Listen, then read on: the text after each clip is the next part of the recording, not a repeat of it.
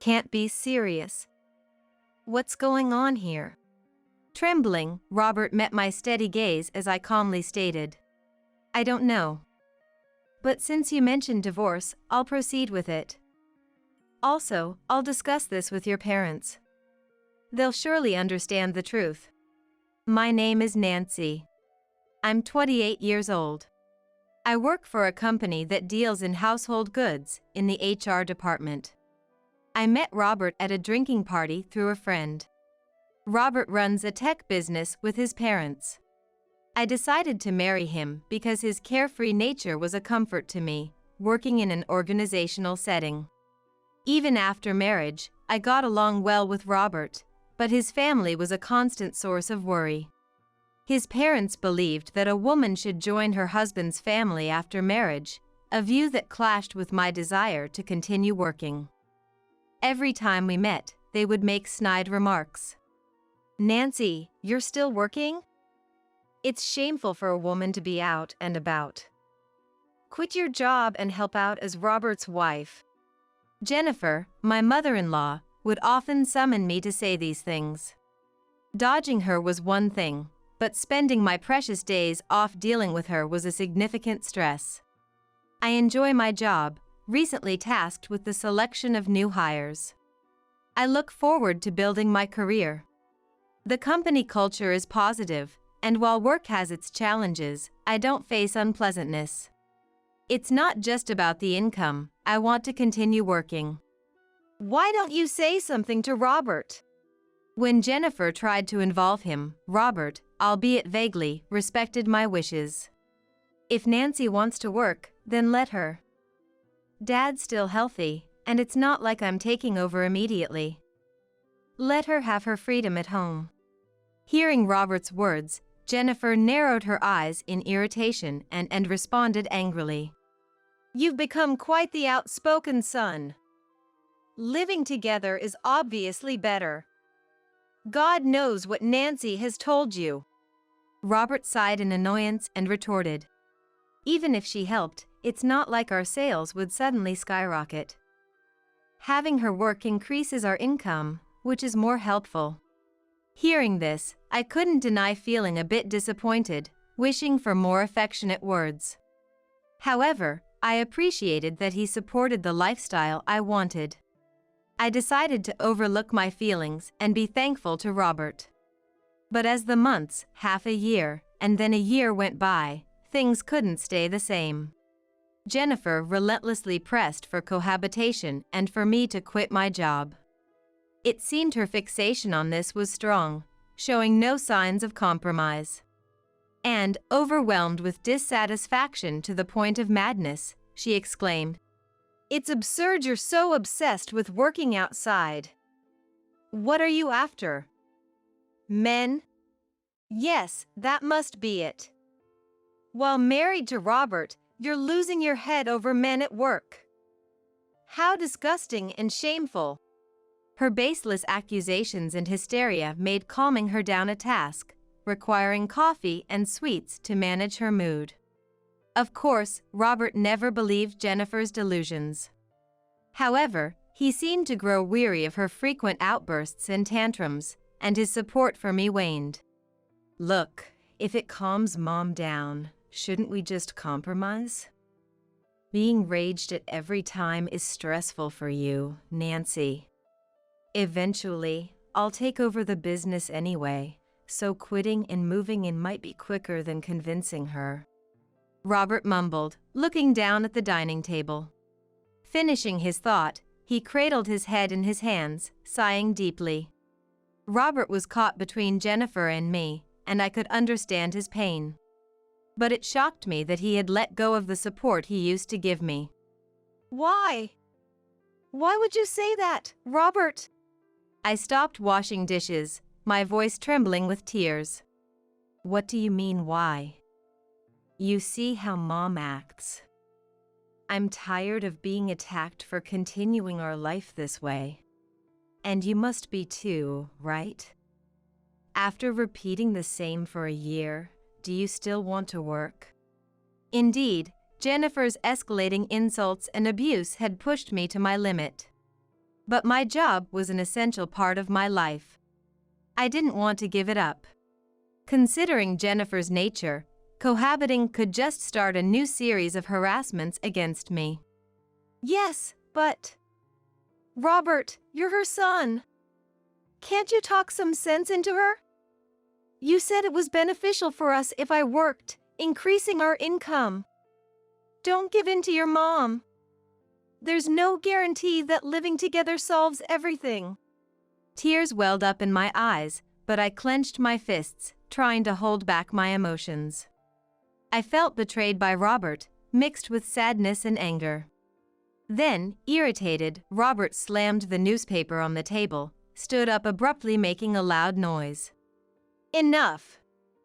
That's old news. Sticking to the same view won't always work out. Nancy, you're stubborn and selfish. Wait. You can't just say what suits you and flip your stance when it's inconvenient. That's dishonest. I retorted strongly as Robert tried to leave. Our day ended with such an argument, leaving me exhausted.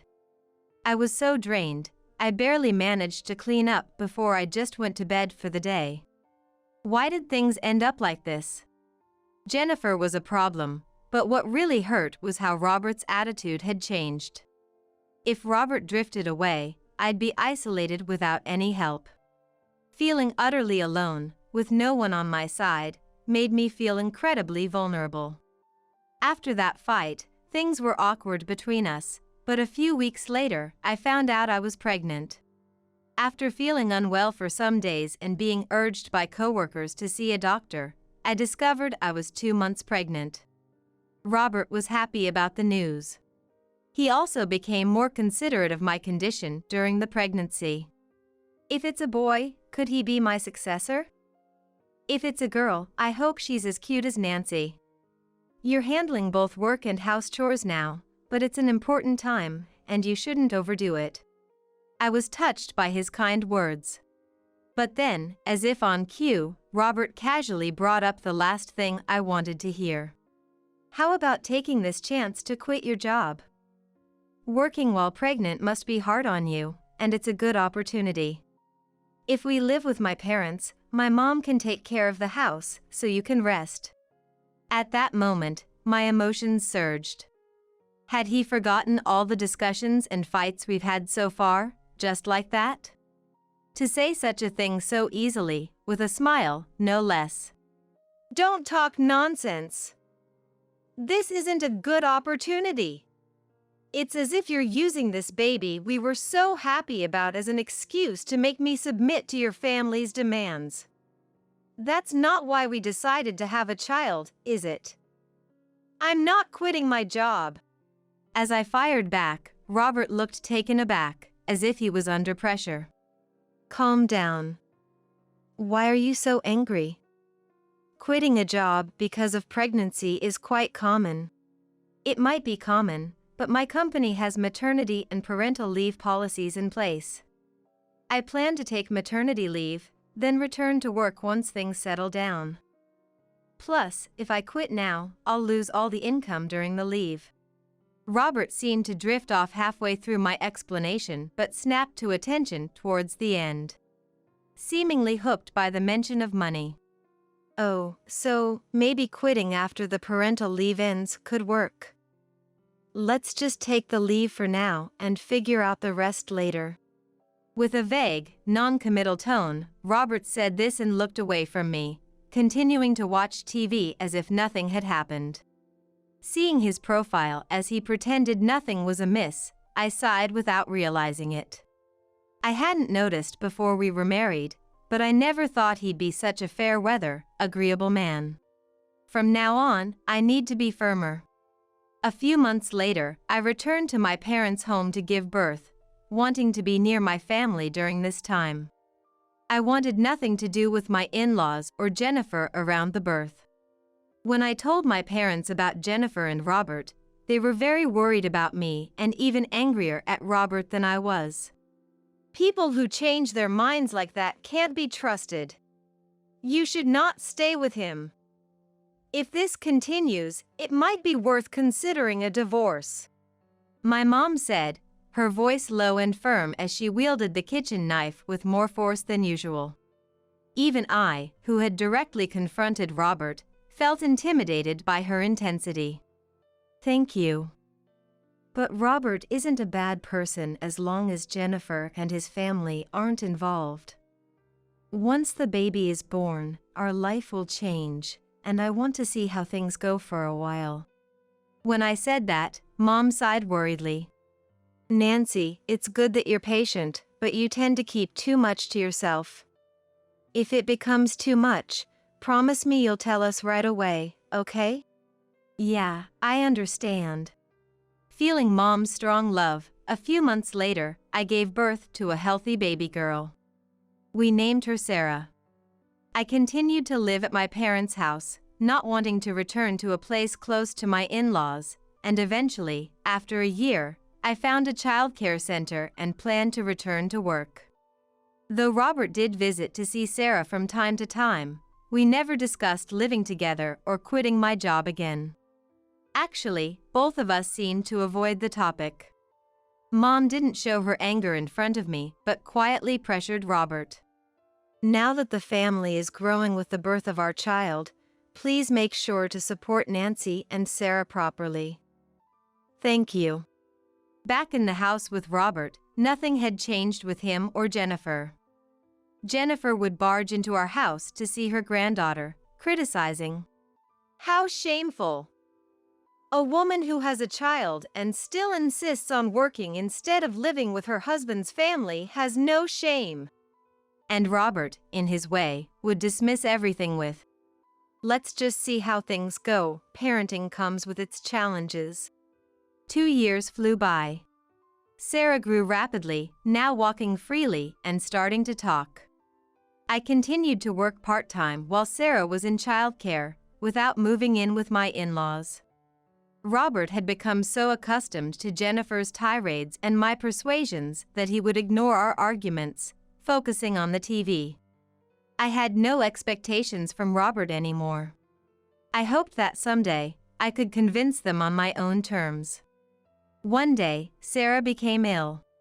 She was covered in red rashes that seemed to cause her pain or itchiness, making her cry in discomfort. Realizing the severity, I immediately took time off work and rushed Sarah to the hospital. The doctor suggested a blood test as a precaution. And when I mentioned we hadn't determined her blood type yet, they included it in the tests. I thought it was unnecessary, but agreed since the doctor recommended it. The diagnosis revealed that the rashes were due to atopic dermatitis, and she was prescribed specific medication for it. It was a relief to understand the inflammation and how to treat it. But the real issue arose from the blood test results.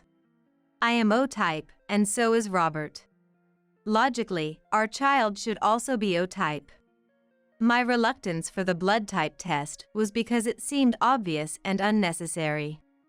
Yet, the result puzzled me. Feeling an inexplicable chill, I returned home.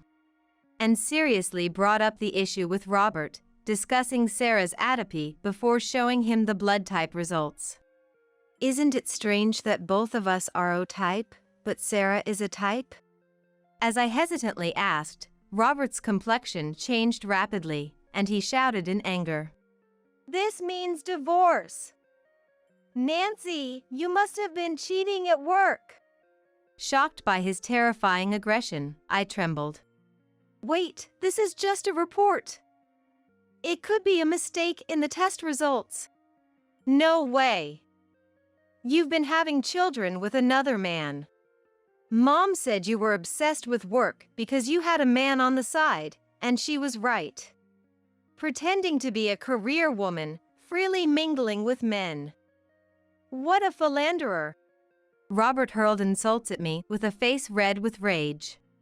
Amidst the loud and violent shouting, I felt a profound disgust and instinctively closed my eyes. It was heartbreaking to be so misunderstood, and the vile language he used was shocking. Stop it! Don't talk like that. I would never cheat. You know I've been commuting between work and home every day, don't you? Don't you trust your own wife? Trust? There's no trust here. The test results say it all. Robert screamed, violently slapping the paper with the test results. It seemed we could no longer communicate. I had completely misjudged my choice of partner. I deeply felt the mistake in my choice. I won't raise someone else's child. I don't even want to see the face of a child born to such a despicable woman. Get out of this house immediately, both of you. And since you cheated, expect a claim for compensation in the divorce court. Robert's yelling filled the house, waking Sarah in the next room, who started crying. The rash hadn't even settled down yet. Imagine how uncomfortable she must feel. While I was heartbroken thinking about Sarah, Robert forcefully pushed our belongings at us, trying to throw us out on the spot. In a panic, I grabbed our essentials and the medication prescribed by the hospital. Then, at the doorstep, I made one last plea to Robert. Please listen. It's too baffling not to investigate. If it bothers you so much, let's do a DNA test. Hearing this, Robert looked down on me with disdain, jetting out his chin. Fine, do it. It'll just prove your infidelity. Go ahead and hang yourself with your actions. Once convinced, Robert, showing no willingness to bend, happily offered his hair for the test. Suddenly expelled from the house, we headed to my parents' home, a 2-hour bus ride away. By the time we arrived, I was exhausted. My mom was shocked to see us and furious after hearing the story. It's just too much. Kicking you out on such one-sided assumptions is crazy. Sure, the blood test results are strange, but we should be working together as a couple to figure this out. You should send such a husband back to his parents, Mom said firmly. She then tenderly applied medication to Sarah, who was still suffering from the rash, comforting her. It hurts, doesn't it? And it was scary. Sarah, you haven't done anything wrong. I apologized to my workplace and took a leave, relying on my parents' support to care for Sarah. Simultaneously, I sent Robert's hair for DNA testing, awaiting the outcome. Since I hadn't cheated, the blood type discrepancy was baffling. Although I didn't want to think about it, even if Robert had cheated, the child wouldn't have been born to the other woman, so this situation wouldn't make sense. After just over 2 weeks, the DNA test results came in. Together with Mom, I slowly opened the envelope. Inside, the information was surprising. Indeed, Sarah was without a doubt our child. And it also confirmed that I am O-type. However, it turned out Robert's blood type was actually A. I went back to the house we had been expelled from to share this fact. Anticipating conflict, I left Sarah with Mom. What are you doing here? You're the worst. Robert greeted me coldly, but I calmly showed him the test results. His eyes widened slowly as he looked at the paper, and his angry brows fell into a mix of confusion and worry. It can't be. How is this possible? Robert had always said he was O-type. Of course, he wouldn't lie about something like that, and he had always believed it to be true. I looked straight at Robert, who was shaking, and said calmly, "Let's talk about this with your parents. The truth will surely come out." Surprisingly, Robert nodded. He had mentioned before that both his parents were also O-type, which might not be the truth. The tension and fear of uncovering secrets about his birth made Robert shrink. He was a completely different person from when he had hurled insults at me. When we went to his parents' house, it seemed Robert had already discussed Sarah's blood type and my alleged infidelity, and Jennifer's gaze was icy cold towards me. "Why are you with that promiscuous woman?" Jennifer expressed her disgust. To her, Robert showed the DNA test results with trembling hands. We shouldn't be talking about this. Look at this. You and Dad said my blood type was O, didn't you? Why does it say A here? Jennifer slowly took it, scrutinizing the paper with a strained expression. Then, she led us to a back room and seated us on a couch. Sitting opposite us, Jennifer was silent, her demeanor formal. It seemed she had something to say, but she hesitated, biting her lip and looking down. Mom, why are you silent? Is there a reason?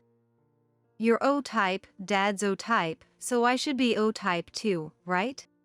Robert, trying to appear strong, was clearly anxious, his hands trembling under the table. Yes, but... Jennifer's face lost all its color, turning ashen like a doll's. She winced painfully, her lips quivering in a purple hue. Why won't you tell me? Please, the truth. Despite noticing Jennifer's distress, Robert persisted in his questioning. After a few seconds of silence, Jennifer sighed quietly and began to speak. There's something I've kept silent about. Robert, you're not actually the child of your dad and me. I gasped at Jennifer's words. Wah! No way! What does that mean? Of course, Robert was greatly shocked by the sudden confession. Before I married your dad, I had a careless affair with another man. Robert, you are the child from that time. Robert is now 30 years old. The realization that the family he grew up with is falling apart must be a tremendous shock. Robert was already shaking. Does Dad know about this? When Robert asked, Jennifer looked pained. That expression alone was answer enough. So, you've been hiding this from me and Dad. At that point, Robert was so dismayed he seemed almost unable to speak, just staring at Jennifer with a look that was close to tears. Jennifer shed a single tear. Robert, I truly did care for you as my own, and raised you with all the love a parent could give. Jennifer had an affair shortly after her marriage and conceived a child from that liaison, pretending the child was her husband's and living a lie as a family. She continued to love her son, nonetheless. But even hearing that, I can't just accept it. So, was your affair partner A-type? Why hide such a crucial thing? Robert, with tears welling up in his eyes, stood up to confront Jennifer. Probably. Jennifer murmured and then fell silent, looking down. What a revelation. Jennifer's long-kept secret came to light because of Sarah's blood type. Was it fate's cruel play or a divine punishment? At least Sarah was undoubtedly mine and Robert's child, so there was no role for me in this. I decided to watch quietly, holding my breath. Can such things even happen? I never verified my blood type with a test. I've been healthy since I was a kid and never needed to. I just believed what Mom said about being O-type. I really am sorry. At that moment, Jennifer humbly responded. Quietly, the door to the room opened. I've heard everything. Standing there was father-in-law Daniel, looking beyond angry, his gaze chillingly cold. Daniel, too, had always been somewhat sarcastic towards me, overshadowed by Jennifer's more overt hostility. His face, usually concerned about his business's future, now betrayed his disappointment in Jennifer for her decades-long deceit. Is it true that Robert is not our child? Daniel asked Jennifer in a low voice. Daniel. You were listening? Caught off guard by the revelation that her secret conversation was overheard, Jennifer began to panic. While Jennifer scrambled for excuses, Daniel found the test results and scrutinized them. To have such an indecent relationship with another man. And you've been deceiving me with it until this age. Daniel's calm facade shattered instantly. He turned red with anger, furiously berating Jennifer. Don't say it like that. That's so unfair. Robert is our precious son. Haven't we raised him with care all these years? Yes, that's right. Deceived by you, I've cared for another man's child as my own for 30 years. With a loud bang, Daniel slammed the test results on the table. At his outburst, both Robert and I flinched. Unable to withstand Daniel's fury, Jennifer stood up to argue back. What's the use of getting angry now? I haven't been in touch with that man anymore, and it's been 30 years. It should be statute barred by now, shouldn't it? There's no statute on this. I never imagined you to be such a promiscuous woman. And the evidence is still standing right here, Daniel yelled, pointing at Robert. Caught in the crossfire of his parents' argument, Robert was too stunned to respond. Given this revelation, I can no longer stay married to Jennifer. We're getting a divorce. And you, Robert. If you're not my son, then don't ever come back to our home again. Wait, what? That can't be true. Amidst the escalating argument between the in-laws, Robert found himself thrown out of the house. Seemingly irrelevant to their dispute, I also left with him, and we ended up discussing our divorce over a meal at a nearby family restaurant. Look, I get it now. You didn't cheat. It was all a misunderstanding. Sarah is definitely our child, so let's cancel the divorce. We can go back to living in that house, right? True to his opportunistic nature, my husband now comes with a convenient proposal.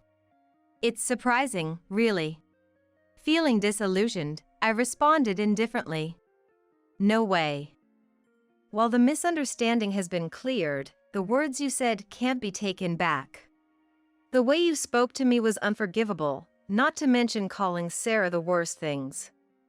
I can't stay married to someone who can speak so lightly of us. The divorce will proceed. Wait, don't talk like that. As Robert tried to stop me, I gave him a cold smile. Maybe it's for the best, Robert. You wanted a wife who doesn't insist on working or disagreeing with the house, didn't you? You used to stand up for me, but gradually, you just followed Jennifer's lead. I don't need a husband who won't support me. Let's settle the rest through lawyers. Goodbye. I stood up quickly, leaving a bewildered Robert behind in the bustling family restaurant. As I boarded the bus again to fetch Sarah from my parents' house, Robert returned to his parental home only to find that, just as Daniel had said, he was not allowed inside, and of course, he was also fired from the family business. As expected, I received a message stating that the succession plans were now void. I ignored the message and immediately started looking for a law firm to proceed with the claim for compensation in the divorce proceedings. Robert's actions qualified as emotional harassment, enabling me to claim $20,000 in divorce compensation. I received complaints from Robert, stating he was jobless and couldn't pay, but I maintained a firm stance that the amount could not be reduced. Robert had not saved any money, assuming he would inherit the family business and become its president. I knew all too well that he had squandered any extra earnings on alcohol and gambling. Moreover, maintaining the apartment we had lived in would likely be impossible. On the other hand, after being kicked out of her home at 60 due to her affair, Jennifer managed to contact Brian, her past lover, seemingly intending to flee to him. Robert got in touch with Jennifer, and they decided to meet and head to Brian's home together, who was believed to be Robert's biological father. Brian was shocked and greatly bewildered when a woman from his past and an unexpected son suddenly appeared after 30 years. He tried to deny the past, claiming he couldn't remember such a thing and suggesting they might be mistaken. Jennifer insisted on a DNA test, offering to cover the costs. Furthermore, their argument at the doorstep was discovered by Brian's wife, who lives in the same house, leading to the three being interrogated about what was happening. Shockingly, at that time 30 years ago, Brian was already married, and his affair was exposed to his wife, leading to a divorce being thrust upon him in front of Jennifer and Robert. After my fight with Robert came Jennifer and Daniel's argument. And finally, the conflict between Brian and his wife ensued. One dramatic scene led to another, creating a commotion everywhere. During all this, I rented a new room close to my parents' house and started living there with Sarah. I never wanted to return to the apartment I shared with Robert, nor did I want to indefinitely rely on my parents. Afterwards, Mom said, Robert was odd, and so was his family. Divorcing was the right decision. Let's take good care of Sarah together. She encouraged me warmly. Her occasional help has been invaluable. I apologized to my company for the leave, briefly explained the situation, and requested a transfer to a branch that was commutable from my new home. My previous performance was appreciated, and though the company regretted my departure, my transfer was approved, and I was able to return to work successfully. As I was starting this new life, Mom arrived at my house looking upset. Can I talk to you? It seemed she wasn't angry with me, so I let her in to listen. Can you believe Robert came to our house? Unbelievable. Mom said this as she sipped the tea I had made, her eyebrows raised in disbelief.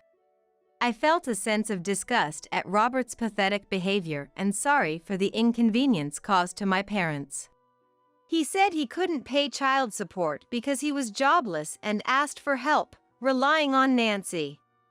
When I told him you had started a new life, he begged us for money with a terrible look on his face. It was so bad, we had to kick him out right away. Mom recounted, finishing her tea feeling relieved. I'm sorry for causing trouble, Mom. When I apologized, Mom gave me a generous smile. It's okay, it's all in the past. I've already warned him I'll call the police if he shows up again, so he won't bother us anymore. Nancy, you need to move on and focus on yourself and Sarah. Mom said this and patted my shoulder. Encouraged by Mom's warmth, I couldn't help but tear up. By the way, Mom is definitely type O. After that, I received messages and voicemails from Robert almost daily. It seems that Robert, Jennifer, and Brian, all ousted from their respective homes, ended up living together out of convenience. Seeing their messages, I couldn't help but laugh at the bizarre combination. However, it's impossible for such a tumultuous group to live together harmoniously. As expected, it seems none of them are getting along well. They turned to me for help, but Mom sent them packing, audaciously asking for assistance. I ignored everything, blocking Robert's account and phone number. Robert's persistence didn't end there. He even showed up at my new workplace. But he never got to confront me. Having shared my fears about being stalked, the company was prepared. As soon as the surveillance cameras caught Robert, alarms sounded throughout the building. Startled by the alarm and the approaching security guards, Robert fled, a scene I watched from the safety of an internal monitor. My colleagues, having witnessed Robert's obsession, sympathized with me and promised to keep him away. Shortly after, an unexpected visitor arrived at my company. Jennifer, supposedly unrelated to me now. Unfortunately, she caught me in the hallway during my lunch break.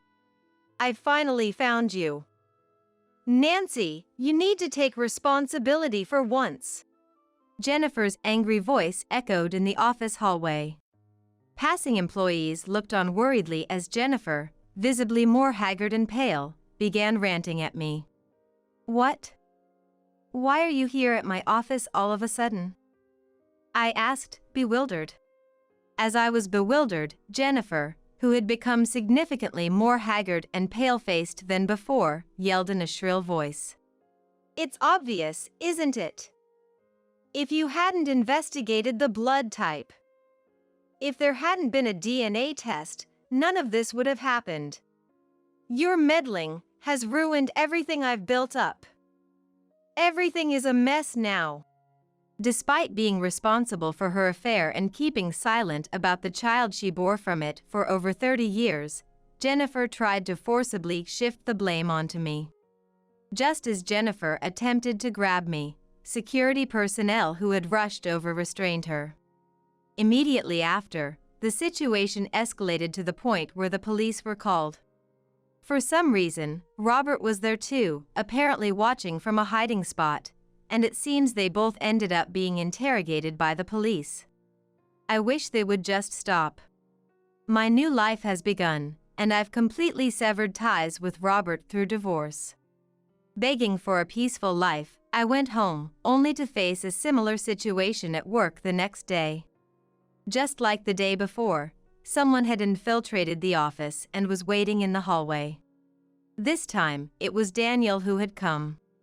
I had never shared my workplace details with him, leaving me puzzled and slightly terrified about how he found me. As our eyes met, Daniel, with a frivolous smile, said, "Well, I know we've caused a lot of trouble in the past. Now that Jennifer and I are separated and Robert's been kicked out, we're actually short-staffed. Considering you were Robert's wife, why not help out at the company as an employee?" "Don't be absurd. I was the wife of Robert, whom you disowned. I have nothing to do with you now. If you're headhunting, please look elsewhere," I responded calmly. At that, Daniel's demeanor shifted from smug to menacing as he aggressively confronted me. "What? You're talking back to me? When you were married to Robert, it was all about not quitting your job and not living together, just doing whatever you wanted. Now, when I'm offering to start over and hire you, you're saying no? The nerve of women these days, all so insolent, it's infuriating." Daniel's rant continued unabashedly until security and the police arrived, much like when Jennifer had appeared, and took him away. With the departure of all three related parties from my workplace, the harrowing days of their uninvited visits came to an end, leaving me relieved and surrounded by concerned colleagues. Finally, peace of mind seems achievable as I dedicate myself more fully to my work. In the aftermath for Robert's family, it appears Daniel employed the reasoning he shared with me, despite the divorce, considering me still the ex-wife of his son, to propose a solution for their dire need of manpower in his business. Robert and Jennifer, facing dilemmas of shelter and financial insecurity, hesitantly accepted the offer of work and a place to stay. However, a family once fragmented by deceit and betrayal couldn't possibly reconcile to function harmoniously. Indeed, neither their domestic nor professional endeavors flourished, leading to daily disputes that resonated throughout the neighborhood, making them pariahs in their community. Nonetheless, they have consistently fulfilled the obligation of the divorce settlement payments. Payments are being monitored through a lawyer, ensuring that any interruption prompts immediate reminders for continuation. Given their current predicament, making divorce settlement payments likely compromises their living standards, leading to reluctant borrowing to make ends meet. Consequently, repaying this debt further exacerbates their financial distress. Caught in a vicious cycle, Robert appears to be exploited for cheap labor at Daniel's company. On my end, life has taken a positive turn. Bringing valuable expertise from my tenure at the headquarters, I've become an asset in my new role. Praised for efficiency and accuracy, I've quickly earned trust and respect from colleagues. Talks of salary increments and promotions are already on the horizon, signaling expectations for my continued excellence.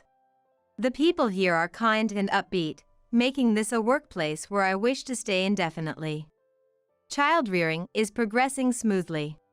During the day, Sarah attends a childcare center, and sometimes with mom's assistance, she has grown significantly. Regular hospital visits have gradually improved her atopic dermatitis, bringing some peace of mind. Her earnest stories about her day at the childcare center are irresistibly adorable. Her third birthday is approaching, and Mom and I are discussing how to celebrate it. Though she might not remember it, we want to give her a beautiful, delightful celebration. Mom has recently been busy knitting sweaters for Sarah, pouring her love into every stitch. I'm going to knit the cutest sweater in the world, so get excited, she declared with enthusiasm in front of me. As for me, I've taken up baking, whipping up daily snacks while also preparing to make Sarah's birthday cake from scratch. Strawberry cake is nice, but how about an apple pie? What do you think, Sarah? I asked. Our little girl, after a moment's thought, tilted her head and brightly exclaimed, "Apple pie." Her adorable response brought a spontaneous smile to my face. Life might throw challenges at us as we go along. But whether it's work, parenting, or just dealing with everyday life, I believe in facing everything with a smile, taking one step at a time, and trusting the people around me. As long as Sarah is by our side, I'm confident we can handle anything. My daughter Sharon's husband Christopher suddenly said with a sly smile, I want to take this opportunity and discuss this with you. I had a DNA test taken because I thought she didn't look like me. And it turns out she's not my daughter. Christopher said, so pointing at my granddaughter Tiana, who was being held by Sharon. I made an eye contact with my husband Dylan while Christopher was unable to hide his smirk. I figured as much. I was disappointed, but anger quickly overtook me. So you've been cheating on me behind my back? You bastard! Were you having an affair with one of the fathers who picks up their kids from daycare? His raised voice caught the attention of those around us. I felt truly sorry. I still wanted to believe in him. A woman like this is totally untrustworthy. Divorce. I want a divorce. Sharon seemed unable to comprehend Christopher's sudden change. Tiana, sensing something was wrong, started crying, and her cries echoing around us. I couldn't believe he was this kind of person. I felt an anger towards him like I had never felt before for neglecting my daughter.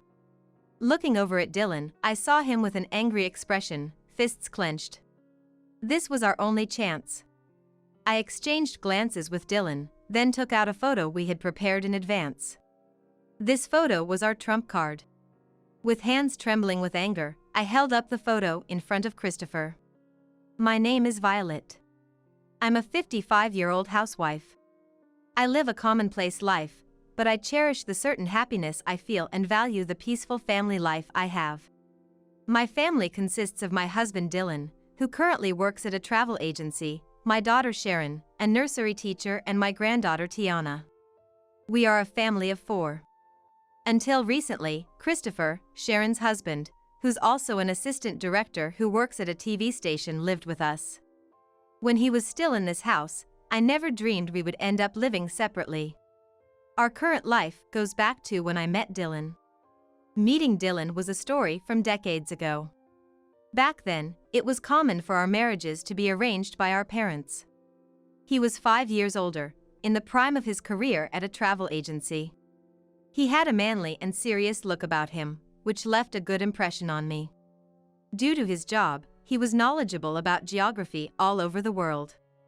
I remember him talking excitedly about the charms of various tourist destinations over dinner. Holding a glass of beer in his hand, he said with enthusiasm, "My favorite place is definitely the pyramids of Egypt. It's what I recommend most to customers. The pyramids, made of limestone, used to shine white, reflecting the sun when they were first built." His carefree smile, like a little boy, stirred something in my heart. Seeing him like that, I wanted to sit next to him and hear more. "I would love for you to take me to your recommended places, Dylan." To that he responded with a smile. "Leave it to me." That's how we hit it off, starting a relationship with marriage in mind. Dylan was busy with work, but he always made time for me. His experience in a travel agency showed in how perfectly he planned our dates and trips. I wanted to walk through life with this man. After a few months of dating, I was convinced that we could make a married life work. Please marry me. I want to see the pyramids with you on our honeymoon. It was an unplanned proposal. He stared at me wide-eyed for a few seconds, then broke into a broad smile. Of course. Thank you. Really? I'm sorry I made you say it. Thus, having confirmed our feelings for each other, we officially pledged our love at our wedding a few months later. True to our promise, we went to Egypt to see the pyramids on our honeymoon. That scenery will never fade in my mind, even after many years. In the midst of what could be called the pinnacle of happiness, our daughter Sharon was born. Life with a child passed surprisingly quickly, and before we knew it, Sharon had grown up and become a respectable nursery teacher. Sharon, who always loved children, seemed fulfilled, even though she was often busy with the kids at the nursery. Through her work, she started talking about wanting to get married and have her own children. She came to me for advice when she was 26. Mom, do you remember Nicola from my university? I talked to her about getting married, and she invited me to a party. I'm not sure if I should go or not. Seeing my daughter seemingly exhausted from thinking about marriage and kids, I decided to give her a push. Well, isn't this a chance? You can trust an invitation from Nicola. Why not just go and see? Sharon looked somewhat anxious, but eventually decided to go. And so the day of the party came. Sharon left the house wearing fancier clothes than usual. Her makeup, different from her normal style, seemed to be done with extra effort. Dylan and I had dinner alone for the first time in a while. As we ate, Dylan seemed restless. What's wrong? Wasn't the dinner good? I asked half-jokingly, and Dylan replied awkwardly. Of course not. I'm just a bit worried about Sharon. I hope she doesn't get deceived by some strange guy. I felt the same way. After all, I was the one who had encouraged Sharon to go. I guess so. But it's Sharon, she'll be fine. She has a good eye for men. After all, she takes after me in that regard. I guess you're right. I think we both were trying to mask our anxiety with laughter. Then, a few hours later, Sharon returned. When I asked how it went, Sharon said with a smile. There was a great guy there. A really great guy. And she kept repeating how he was a good person. Whether it was from the cold air of January or the excitement of finding someone, her cheeks were flushed. What kind of person is he? Dylan asked, and to that Sharon proudly replied. He's part of a TV crew. His name is Christopher. He goes on location shoots and visits all sorts of places. I went on many trips with you too, right? So, we hit it off. Upon hearing this, Dylan frowned slightly. A TV crew, so he's in the entertainment industry, right? I don't have a very good impression of that. How should I put it? Didn't he look a bit frivolous? But you're the one who said, men who travel to different places and see various sceneries are trustworthy. He had black hair and didn't look frivolous at all. Well, I did say that, but... I calmed down Dylan, who didn't seem convinced, and told Sharon. Anyway, make sure you date him properly and take your time to find out what kind of person he is. It's late now. You have work tomorrow, right? I urged Sharon, who seemed quite drunk, to go to bed. After that, Sharon and Christopher officially started dating. Their relationship seemed to be going well, and Sharon introduced Christopher to me and Dylan. Christopher, being in the entertainment industry, initially seemed elusive. But after talking to him, he turned out to be very personable. So when they brought up marriage, I genuinely agreed. The best thing is to respect Sharon's choice. Thus, they continued their relationship smoothly and got married 2 years after meeting. Christopher, wearing an undoubtedly expensive suit, came to greet us formally. He held a bottle of high-end wine in his hand. I was genuinely happy for Sharon's marriage. Sharon's face, brimming with happiness, made it clear she was at the peak of her joy. Thinking back, that might have been the happiest time. Christopher, looking confident, addressed Dylan. I've brought some wine. Let me pour you a glass. Dylan, albeit awkwardly, accepted it. The meal continued in a good atmosphere for a while. It was when the bottom of the wine bottle Christopher brought started to show that the mood changed. You're in the entertainment industry, right? Frankly, I still can't trust you. Dylan's words made me freeze. The room suddenly became quiet, the atmosphere tense. I didn't want to ruin this happy moment. Hey, why are you saying such unpleasant things all of a sudden? I sharply said to Dylan. Sharon then spoke up. That's right. What are you talking about, Dad? That's just prejudice. It's terrible that you can't trust the person I chose. Dylan's frown did not ease even at Sharon's words. Christopher tried to maintain a smile, but he was undoubtedly upset. The evening ended with an awkward atmosphere. After Christopher left, a sober Dylan sincerely apologized to us. Indeed, Dylan's opinion was nothing but a prejudice. Sharon's smile had proved Christopher was a good match, which was evident. Gradually, seeing our daughter's happy smile, Dylan began to accept Christopher. They were supposed to have pledged eternal love at their wedding. They were supposed to be in love. Now, I regret not listening more to Dylan's concerns. As Sharon was approaching her 30s, she announced her pregnancy. Both Dylan and I were overjoyed. Dylan, like when he talks about tourist destinations, awaited the grandchild's birth with a childlike smile. And I too, got too excited for my age. You two are getting ahead of yourselves. Then, at Sharon's request, she and Christopher decided to move in with us. We thought it would be better for everyone to live here together. We were saying you guys would surely be happy living with your grandchild. That's true. You both have jobs, right?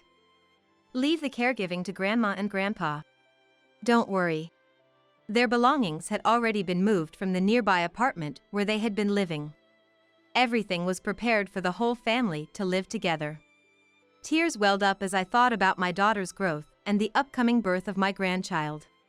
As we had these conversations, Sharon's belly grew. Christopher was still busy with work. I understood his job, but I wondered if he couldn't be a bit more supportive of Sharon. As for Sharon, being on maternity leave, she spent most of her time at home. I asked about Christopher's work. Sharon, rubbing her belly, defended him. Christopher is busy. He's always on the go. But he calls every day to say good morning and good night. We're even thinking of names for the baby together. Hoping for a beautiful girl. Oh, we'd love to help pick a name too. Sharon smiled, savoring her happiness, as she listed a few name options. As the due date approached, Sharon decided to name the baby Tiana. The moment Tiana was born, her vibrant cry was indescribably precious. Sharon's relieved expression. Tears in Christopher's eyes. Dylan's beaming smile. And Tiana, trying her best to breathe. I was confident that our lives were solid and would continue to be so. However, the happy future I envisioned never came to be. At the height of my daughter's happiness, I was shocked to learn a disturbing truth from Dylan. He had confirmed some unbelievable behavior from Christopher. I didn't want to doubt him. He was supposed to be the perfect husband for my precious daughter.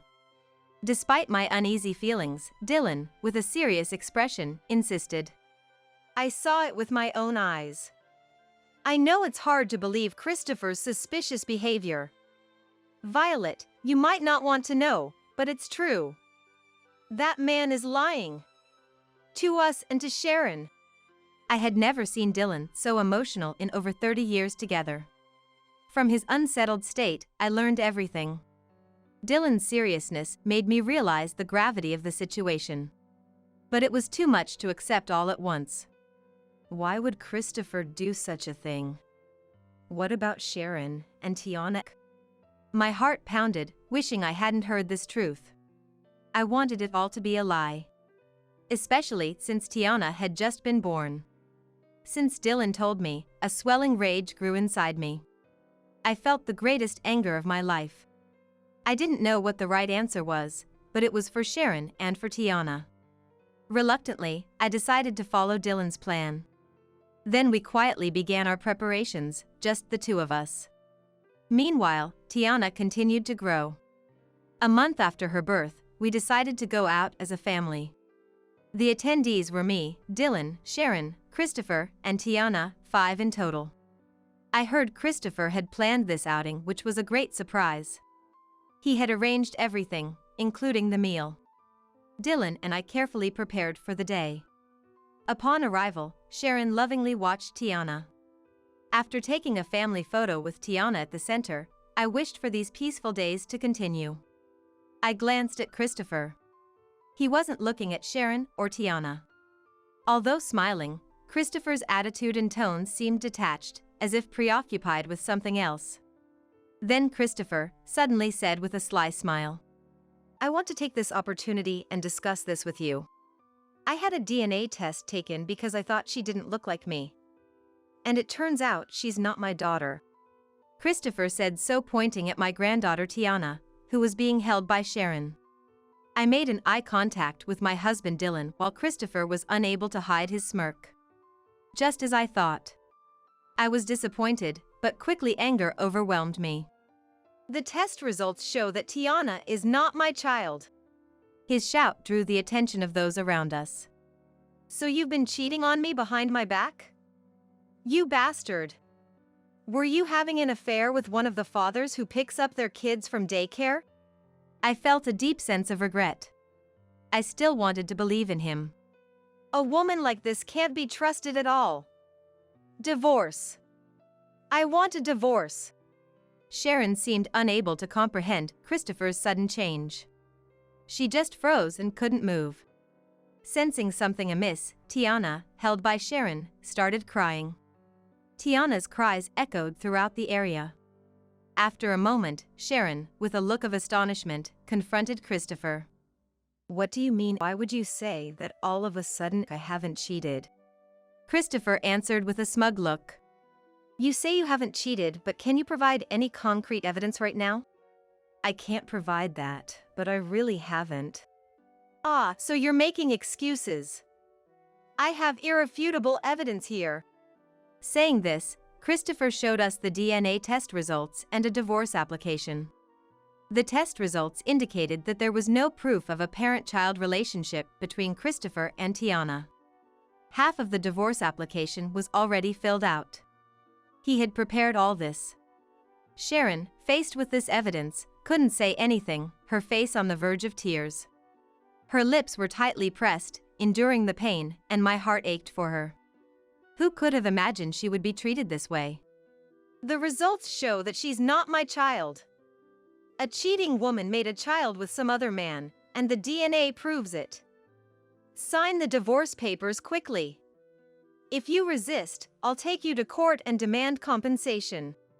Then Christopher, who had retracted his smile, spoke in a low voice. "Hey, I've got a good lawyer. You can't escape, so be prepared." It's incredible how far he could take this act. This was the man he turned out to be. I felt a rage towards him like never before for neglecting my daughter. Glancing at Dylan, I saw he was angry too. Now was the only chance. I exchanged glances with Dylan and then took out a photo we had prepared in advance. This photo was our trump card. Holding it with trembling, angry hands, I presented it in front of Christopher. "If you're going to do that, we have something to present as well. Right, Dylan?" "Yes, indeed." Dylan pulled several photos from his jacket pocket. They were photos of Christopher's infidelity, obtained by hiring a private investigator. Each photo was decisive evidence, but we had prepared multiple. "It's necessary to confront him thoroughly with irrefutable evidence. How come these are here? What's this?" In each of the several photos, Christopher was clearly visible. There were pictures of him walking arm in arm with an unknown woman, entering a hotel with a woman, and kissing a woman on the street, among others. Since the day Dylan confirmed Christopher's suspicious behavior, we had been investigating his actions with a detective. The skill of a professional detective is astounding. So, you were regularly meeting another woman, planning to switch from Sharon to her? Who's the one cheating, I wonder? Dylan also started yelling as well. You bastard! Trampling on Sharon's feelings. Christopher's smile had vanished, replaced by an unmistakable panic. How did you find out? No, wait. This is fake. You made these composite photos to slander me, you liar. Sharon's the one cheating. His voice was low at first, as if reassuring himself, then became accusatory, threatening us. But my anger was beyond control. Dylan, as if echoing my fury, shouted, You're the one who is lying. Are you saying all these photos are fake? Perhaps feeling overwhelmed by Dylan, or realizing his excuses were futile, Christopher suddenly became quiet. Dylan, although sometimes seen as unapproachable, hardly ever raises his voice. I realized for the first time how intimidating he could be when he was truly angry. Dylan took a breath and began talking in a quiet manner. My discomfort wasn't mistaken. You might not have noticed, but I heard everything from the bathroom. Those overly suspicious conversations. Things like I'll manage the separation smoothly or help me forge the DNA report. I didn't intend to listen, but such conversations are obviously strange. You've been deceiving and hurting our daughters all this time. Dylan had accidentally overheard Christopher's phone conversation while he was in the bathroom. Dylan had been close to the door without realizing Christopher was there. And then Dylan raised his voice again. We're going to do another DNA test. Science will prove it. The second test should yield the same results, right? You'll take responsibility for what you've said. Don't even think about running away. Christopher's legs wobbled, his nose running, reduced to a pitiable state. Tiana, tired from crying, had fallen asleep. Was he always such a pathetic man? I remembered his sharp, robust appearance when he first came to ask for our daughter's hand in marriage. That man was nowhere to be seen now. At that moment, something snapped inside me. Sharon must have felt the same. Her eyes brimming with tears, she looked at Christopher with a mix of disgust and pity. I rubbed Sharon's back. I wanted to believe in you, if only I could. I sighed heavily, but now that the truth was revealed, Christopher could only apologize. His pride gone, his apologies seemed too late. Then, as Christopher was profusely apologizing, Sharon approached him. With tears in her eyes, she lashed out at him angrily. Don't joke around. It's too late to apologize now. Get out of our sight. You're the worst. Christopher's apology was cut off by the sound of a sharp slap. It felt like a satisfying sound that dispelled the terrible atmosphere. After receiving a powerful slap from Sharon, Christopher collapsed to his knees. He tried to flee but seemed unable to move, his legs giving out. As you wish, we'll part ways. Goodbye forever. Christopher received the stares of everyone around. Urged by Sharon, Dylan and I left the scene. Sharon didn't look back, not even once. According to the detective's investigation, Christopher's affair partner was an ex-girlfriend. The reason they broke up was apparently because he was a part-timer with low income at the time. Back then, Christopher was juggling part-time night shifts at a grocery store and stocking shelves at a supermarket. Later, Christopher joined a TV crew, and during a street interview for a TV program, he happened to meet his ex-girlfriend again. It was a wide show hosted by a celebrity known for his sharp tongue.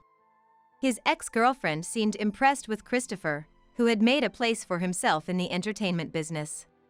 By this time, Sharon was already pregnant. Both wanting to rekindle their relationship, the ex-girlfriend was quite cooperative with this plan. Such a hopeless situation, I thought. Now that I knew the whole truth, my anger was replaced more with disappointment. On the way home, none of us spoke a word. If even we, as parents, were deeply hurt, Sharon's emotional wounds must be immeasurable. In the heavy silence, Dylan broke the ice. Hey. You should just rest for now. I'll take care of all the tedious things like the compensation claim and other procedures with Violet. Sharon just nodded silently. I also spoke to Sharon. Your life is still ahead of you. For Tiana's sake, eat delicious food, get plenty of sleep, enjoy beautiful scenery, and just focus on resting. We'll always be here to support you. Sharon was still struggling to come to terms with her feelings. But with Tiana there, we had to move forward. Few months passed by, but Sharon tended to stay at home. Given what had happened, it was understandable. Yet gradually, she regained her smile and declared, If I keep mourning, Tiana's going to get mad at me. Mom, Dad, I'm sorry for worrying you so much. I'm thinking of returning to work soon. As for the compensation, Christopher and his party ended up paying $15,000 each. It was a deserved retribution. And Christopher was dramatically dumped by his ex-girlfriend. She was furious about the large sum of money lost because of him. That's a fitting end for such a man, Dylan said with a face that couldn't hide his disgust. About half a year later, in a season of blue skies, Sharon successfully returned to work. Worried, I secretly visited her workplace. My concerns were unnecessary, as I saw Sharon lively and happily working surrounded by children. I told this to Dylan, and to that he proudly snorted. I told you there was no need to worry. Though he had hesitated to come with me till the last minute. Hearing Dylan's words, I couldn't help but laugh, feeling our happy daily life returning. Despite everything, our family had regained peaceful days. Tiana was growing up healthy. Dylan, now past 60, was still actively working. Today, I'm preparing a meal for a family dinner. After setting the table, I said to everyone, Let's go on a family trip again. Anywhere, as long as we're together. Absolutely. Anywhere we go will be fun. At that moment, Tiana made a sound as if replying. Her incomprehensible babble was enough to bring a smile to Sharon's face. We all smiled in response. Dad and Mom, live long, okay? I want to show Tiana the wide world. Just like the old times, I hope we can travel together again. Of course, I plan to live long. Right, Dylan? Yes, indeed. Maybe it's time to cut back on the alcohol. Dylan went to put the beer he had prepared back in the fridge. I too thought about starting walking myself to stay healthy. With these 4 people, I felt like we could do anything. I want to continue spending my days in this house, unchanged. Because I know there is certain happiness here. My husband is cheating on me. Apparently, he's been showering his mistress with designer goods. What's more, he used my credit card for these extravagant purchases. I've put up with it for our son's sake, but I've reached my limit. I can't forgive this. I have to do something. The one who came to my aid was the last person I expected. My name is Flora, 35 years old. I've been married to Adam for 10 years. Our beloved son Dominic turned 8 this year. Always having loved reading, I'm now living my dream as a novelist, my chosen career. My mystery series gained a significant following, allowing me to secure several monthly serials. Thankfully, my standalone books are also selling well, keeping me busy every day. Initially, my husband had a job, but the moment I started earning, he quit. For the last 2 or 3 years, he's mostly lounged around at home, occasionally going out to play pachinko. Yet today, unusually, he's changed into a suit. Something's not right. Why the suit? I decided to boldly ask my husband. Adam, it's rare to see you in a suit. Where are you going? My husband's eyes widened in surprise, but he quickly returned to his usual tone and said, A job interview. A job interview? For what? Well, it's obviously for a job, right? I thought it might be time for me to start working again. I see. Good luck. Yeah, I'm off. At that moment, I genuinely believed he was going for a job interview. I thought that with our son still so young, he had reconsidered his priorities for the future. However, my husband didn't return home until 1 a.m. that night. I happened to be awake because of a looming deadline. Reeking of alcohol and perfume, he fell asleep on the living room sofa. In his hand was his smartphone, unlocked. Out of sheer curiosity, I peeked at my husband's phone. What? What is this? I can't believe this! To cut to the chase, my husband was cheating on me. What's more shocking, his affair was with my best friend, Delphine. It seemed like they had been to a fancy restaurant with a beautiful night view that day. The shock was like a dull blow. It was too much. How could Adam cheat on me with Delphine? Why? Doesn't Delphine have a husband too? I trusted them both. The unexpected reality hit me and tears welled up in my eyes. Knowing I shouldn't wake my husband, I stifled my sobs. Evidence. Yes, evidence. For now, I sent the evidence of the affair to my own phone and decided to think about the next steps.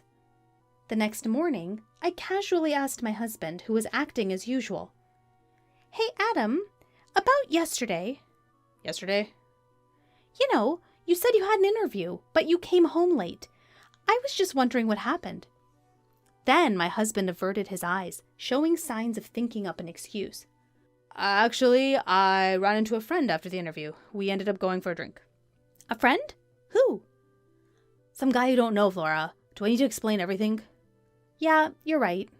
As expected, my husband concealed the fact that he had met with Delphine. His affair was clear from this attitude as well.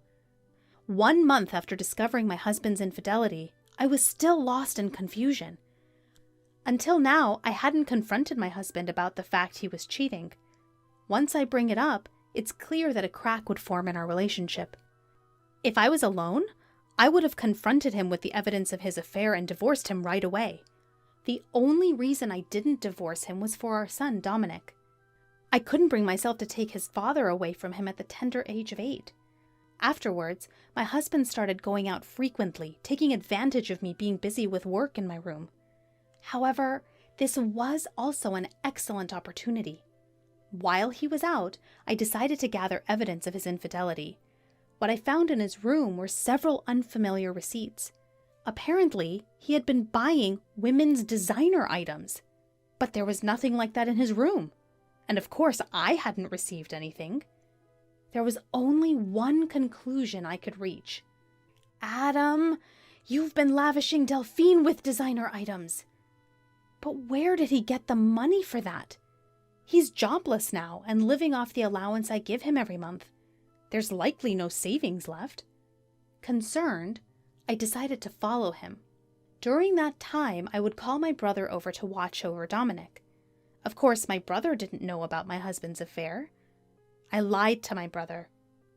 Bro, sorry for calling you out of the blue. Nah, it's fine. But what's up? Suddenly asking me to look after Dominic? Actually, I really want to go shopping alone. Shopping? You've never been much of a materialist. Don't you usually shop online? Well, that's true.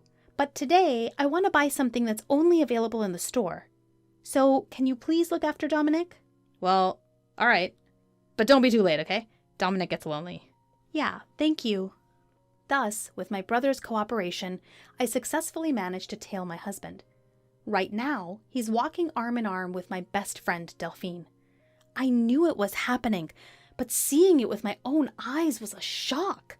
The two of them cheerfully entering a high-end designer store. And then I saw something outrageous. No way! Is that my credit card? Indeed, the card my husband used to pay the bill was my secondary credit card. I always keep my main card in my wallet, but the secondary one was left in a drawer.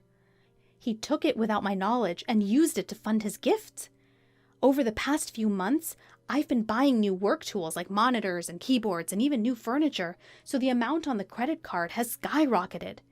Both cards are linked to the same bank account, and because I've been busy recently, I haven't checked the details carefully. This came back to bite me. I can't believe it. Not only was he cheating on me, but he was also freely using my money. any love I had for my husband had completely cooled off. Of course, I was at fault for not noticing, but I still couldn't forgive him. I took clear pictures of the two of them in the act and returned home. For the next few days, I was engrossed in thinking about how to get back at my husband. I checked his usual use computer multiple times when he wasn't around. Since he syncs his smartphone and computer, I can easily check his and Delphine's exchanges on the computer. Soon, I found out that the two of them were going on a trip during the upcoming long weekend. A 4-day, 3-night trip to Okinawa. Yep, this is my only chance. I decided to execute my revenge plan to coincide with my husband's affair trip. But there was one problem. That was the presence of my son. It would be difficult to carry out this plan without my son finding out about his father's infidelity. I decided to rely on my brother's help again. Hey, bro, sorry to ask again, but could you look after Dominic for me during the upcoming long weekend? You mean for the entire 4 days? Yeah, I have something I need to do. Something to do. Huh. He says with a meaningful tone. Just as I was feeling uneasy about my brother's attitude, he firmly said this. Flora, stop trying to handle everything on your own. Bro? Adam's cheating on you, isn't he? What? How did you know? I heard it from Dominic. Huh? Dominic? Even though he was still a child, my son had noticed his father's infidelity. I don't know if he understood the concept of infidelity, but he knew that his father was becoming close with someone who wasn't his mother, and that this was causing his mother pain. It seemed that Dominic, in his own childlike way, had noticed this. But I thought I was hiding it well from Dominic. How? It means Adam has hurt you so much that even Dominic could see it. Are you still planning to be with a man like that? But if I divorce Adam, Dominic will be upset. As soon as I muttered this, my son, who was supposed to be in the next room, appeared. It's okay, Mom. I'm on your side. Dominic, are you sure? I don't need someone who makes Mom sad. As long as I have Mom, I'm okay. Thank you, Dominic. And thank you too, bro. And so, thanks to my son and brother, I was able to make up my mind to get revenge on my husband without any hesitation. We started moving to a new place on the day my husband was leaving for his affair trip. My brother helped us, and we secretly packed while my husband was away. Then, on the night before the long weekend, I decided to give my husband one last chance. I asked him, who was excited about his trip starting tomorrow, straight to the point. Adam, what's with the luggage? Why are you preparing a suitcase? Oh, this? Actually, I'm going on a trip with a friend from tomorrow. A trip? Did you mention anything about that? It's a sudden decision. Who cares? I'm going with the budget of the monthly allowance I get. Wanting to avoid further questions, my husband was emitting a "don't talk to me anymore" aura. But I couldn't care less about his situation. I questioned my husband in a voice lower than I've ever used before. Hey, is it really with a friend? My husband was visibly shaken, his shoulders twitching. Still, he desperately lied. Of course! You've been nagging me! I see. That's nice. A trip with a friend. Have fun. I was gonna have fun even if you didn't tell me to. Well, just don't get too carried away, okay? Leaving those words, I exited my husband's room. Honestly, if he had confessed the truth here, I was considering just asking for alimony and child support and settling things amicably. Even though he cheated on me, he was someone I once loved. When my novel didn't sell, it was because of him that I could keep going. I didn't want to hate him or resent him from the bottom of my heart. However, I can't afford to be so composed after what he's done. For the sake of my son and for my future, I have to put an end to my relationship with that man. There's no need to hold back any longer for a man who keeps lying. The next early morning, my husband had already left for his trip. I opened the drawer and confirmed that he had taken my credit card as usual.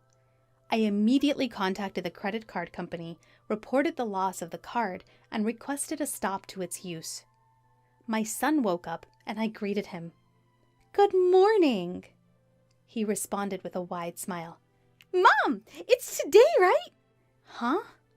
"The move! We're going to our new home today, right?" Seeing my son's sparkling eyes, the last bit of anxiety I had disappeared. Oh, Dominic. All right, I've stopped the credit card. Let's move to our new home. Yeah, that's right. I'm excited for our new home. With my brother's help, our move went smoothly. My son and I moved our things to the new house, and my husband's things were sent off to a certain place. The next day, while relaxing at the new house with my son and brother, I received a call from my husband. Hello? Is that you, Flora? Do you need something? Well, actually, I've ended up spending more than I thought. Could you transfer me just a little bit? He probably couldn't use the card because I'd suspended it and was having trouble paying for things on his trip. He was asking for money indirectly without mentioning the card, which was disgusting. You said you were going to stay within your allowance, right? Sorry, but I can't afford to lend you anything. Don't say that. I can't enjoy the trip alone if you do that. Alone? Don't you mean for two? At that question, my husband let out a dumbfounded, Huh? You wanted to show Delphine the sights on your trip, right? But too bad. The card you took is no longer usable, so give it up. Whoa, what are you talking about, Flora? Who's Delphine? What about the card?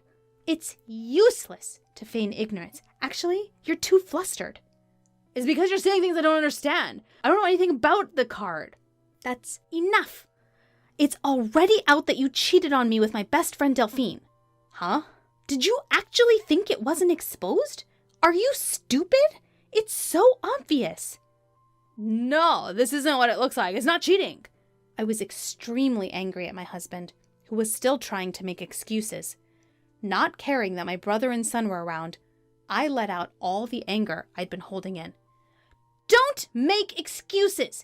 You had a family, but you had an affair with another woman, and you even used someone else's card. Do you realize how low you've sunk? Flora, let's calm down. Calm down? How am I supposed to stay calm when dealing with the person I hate most in the world? Let me tell you, I have no intention of forgiving or helping you.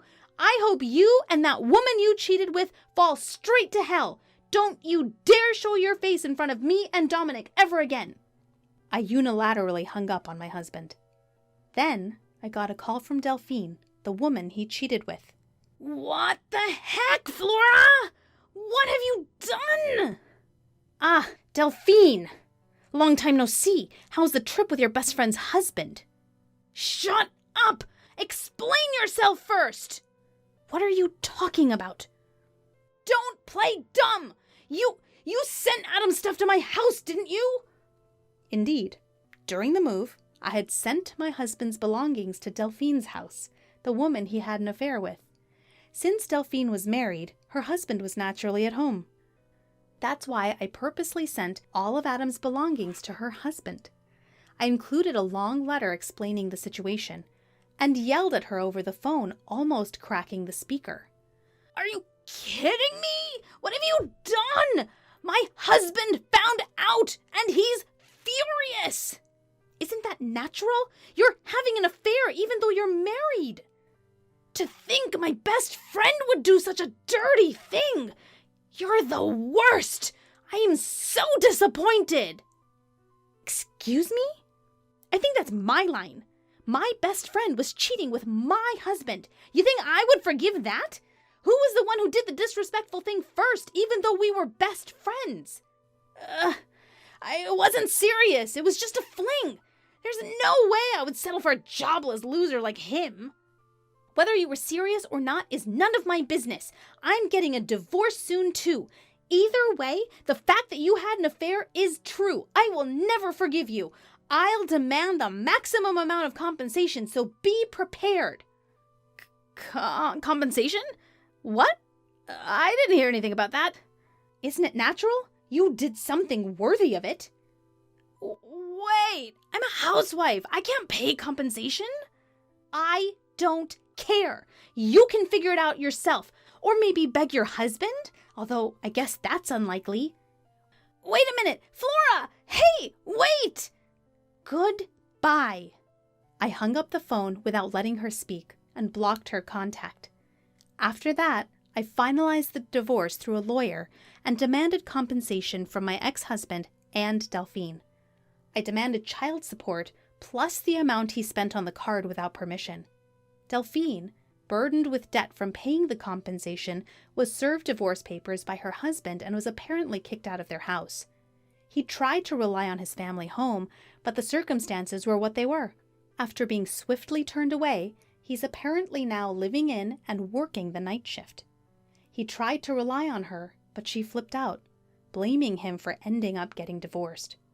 She quickly cut off ties with him, and their relationship naturally fizzled out.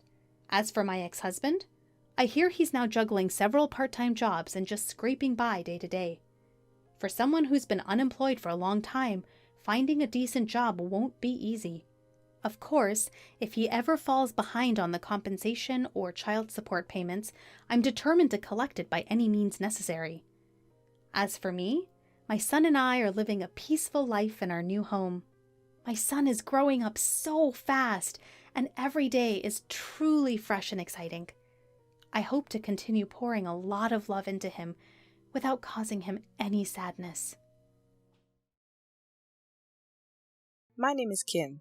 I'm 45 years old and have become a health geek as I've started to feel back pain when I get up from bed, so I've been trying my best to run and eat healthy. Come to think of it, for the past few years, I've made only one wish when I pay a visit to a shrine on New Year's Day. May I stay healthy.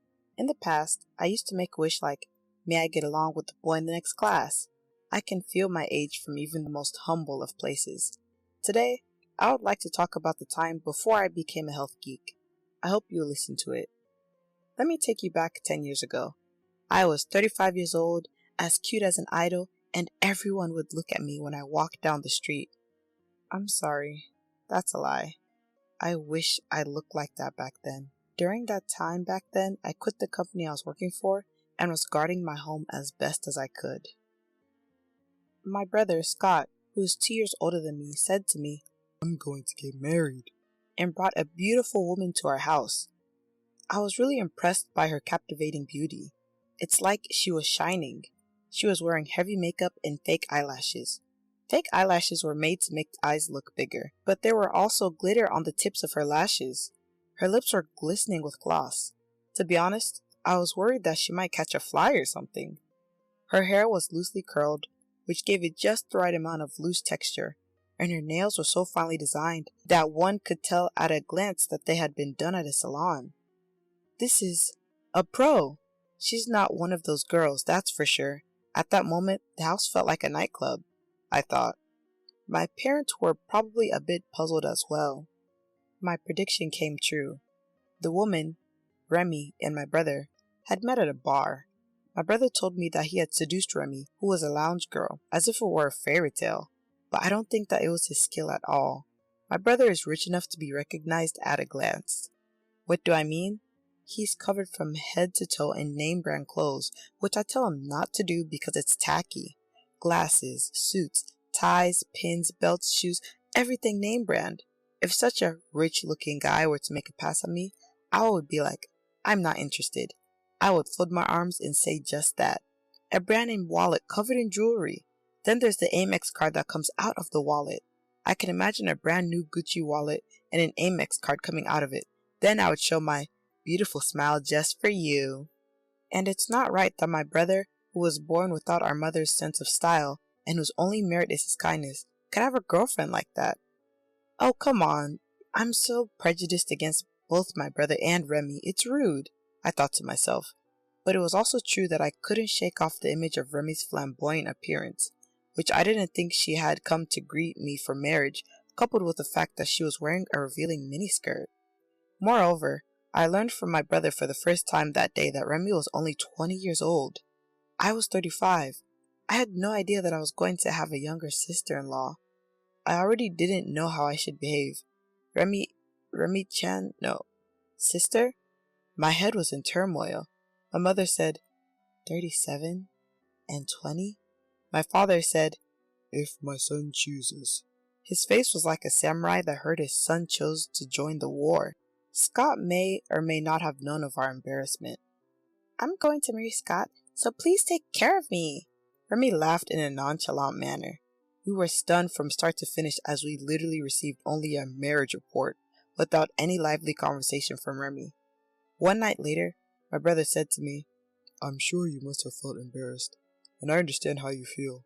I want you to come to a dinner party with me and Remy next time. If you just relax and talk to her, you'll see that she's a good girl," he said. It is true that we have fixed our impression of Remy by her appearance and the way she speaks. Maybe she is a good girl if we talk to her. I didn't talk to Remy much yesterday. I was not keen on the idea, but I decided to get to know Remy properly for the sake of his happiness.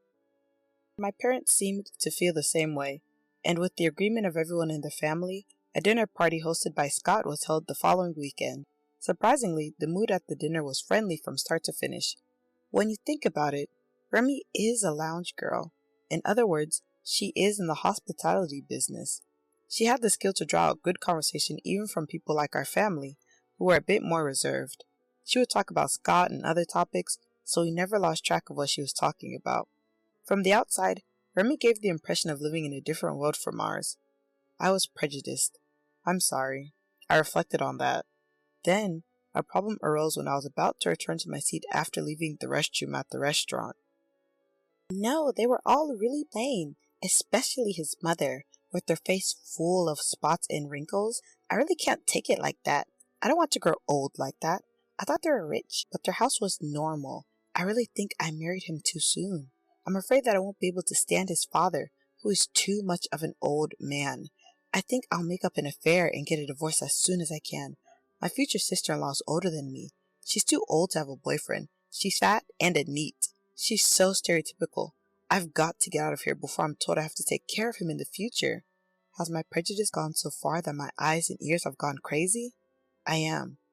Remy, my future sister-in-law, is happily talking bad about our family with her cell phone in one hand in the aisle. Because of that, I couldn't go back to my seat. What should I do? What are you talking about? Should I say that? Or should I keep quiet? While I was agonizing over this, the phone call seemed to have ended and Remy went back to her seat. I returned after a short pause and wondered why I should care. Before I knew it, the dinner party was over and I wondered whether I should break the friendly mood. After that, Scott continued to hold many more dinner parties until the very last minute before the wedding, out of his strong desire to make Remy a member of the family, both in name and in reality. Our parents began to enjoy them. Remy's reputation skyrocketed. Everyone was surprised, and the atmosphere among the family members toward her was great. I didn't record Remy's phone call. I didn't even hear the other person's voice. In addition, Remy is a very good girl in front of my family. Her acting is so good, I probably would have believed her if she told me that phone call was a misunderstanding or a mishearing. Even now, I wonder if I just misheard her. I can't help but wonder. He's still my big brother after all. What should I do? I spent many days scratching my head. Then one day, I received a message from my brother. Remy wants to go out for dinner with you. I'll pay for it, so don't worry. He pointed to a map of a certain restaurant. It turned out to be a rather expensive Italian restaurant. I was happy to get free meals, but why did he choose only me? I'm scared. But Anit, with so much time on her hands, has no reason to refuse. So I went to the Italian restaurant. Kim, thank you for coming. I honestly did not feel bad when Remy recognized me and welcomed me with great joy. I always thought that she was very good at making people happy. I thought I must have misheard her on the phone. However, as the meal progressed, I gradually began to feel uneasy. Kim, it's been quite a while, but you heard my phone call, didn't you? Yes? At our first dinner party, I went back to my seat and you came right back, but the woman who went to the restroom after you came out from behind me at the same time as you. There's only one women's restroom there. You didn't go in there together, did you? Remy laughed as she said this. Oh my goodness. I'm being watched so closely. Indeed, if I recall, I think woman went into the restroom while I was listening to the phone call. To be honest, I don't remember much because I was panicked by the content of Remy's call. Speechless and unable to pause, I took a mouthful of pasta in front of me. Food takes precedence over chatting. You're getting fatter and fatter, aren't you? She laughed at me. You're trying to provoke me, aren't you? I was aware of it. I knew it. Don't tell Scott or your parents about that conversation, okay? Remy laughed as she said this. As a side note, I gained weight because I was working for a bad company, which destroyed my life and caused me to overeat due to the stress caused by unreasonable pressure from my boss. At one point, I was petite and skinny, and now I gained weight because I was always putting something in my mouth to relieve stress. It's true that I'm fat, but now that I'm taking care of my mental health, I feel like I can open up and say, what's wrong with being fat? If I were a sumo wrestler, I wouldn't think it was bad, but I'm not a sumo wrestler, and I'm even bigger than the standard weight of one. I'm just fine with my size, because it's important for me to be able to live a non-stressful life. Remy has no right to tell me what to do when I'm not bothering her in the first place. Since you've heard this story, you already know that you and your mother are a little embarrassing. You understand, don't you? No. I've been told I'm embarrassing time and time again. I get it. I wouldn't say my thought out loud. I just imagined that I was somewhere else. I can't tell your mother-in-law not to come to the ceremony, but Kim, you're honestly my sister. You don't have to go. It's hard to move when you're fat, isn't it? I'll send you a wedding invitation as a formality, but I'd rather you not attend the wedding because you have other plans. Oh, and don't worry, I'll get your congratulatory gift. $1,500? I should even get more from you than that. Do you really think Anit has such important plans that she has to cancel attending her brother's wedding? There's no such thing as too fat to move when I've come all the way to this restaurant. I calmed down the desire to plunge my clenched fist into Remy's face. I understand. I'll be absent as you wish. I don't care about anything. And with that, I left the restaurant. When I got home, I told my mother, I'm not going to Scott's wedding, I said, and my mother replied, What's the matter with you all of a sudden? My mother panicked, and my father said, What's going on? My father wondered. Remy told me that she'll take the congratulatory gift of $1,500 from me and ask me not to come to the wedding. Fat people are embarrassing. I summarized a bit, but it was the same thing. Really? Remy said that? My father and mother, who could not hide the puzzled look on their faces, as if to say, I can't believe it, but I can't believe my daughter would tell a lie. I understand, because I've been feeling the same way as you right now. But listen to this. I gently placed the recorder on the table. Yes, we were eating alone this time, so I had it with me just in case something happened. I wanted to have proof this time. When Remy asked me if I had been eavesdropping on her phone calls, I turned it on. When my parents heard the recording, they turned pale, angry, red, and negative 100 times. After hearing everything, she mocked my family! My father yelled and slammed his hands on his desk. I told him that I was wary of Remy because she had said something similar at the first dinner party. He brought a nasty wife. My mother's head was in her hands. No, she's not his wife yet. My brother hasn't registered his marriage yet. My parents looked at me with surprise. I see. No, but what about the wedding? If we offer to cancel it, isn't Scott the one who will ask for a cancellation fee? My father said anxiously. Don't worry, I have a good idea. I won't let you lose a penny, I replied emphatically.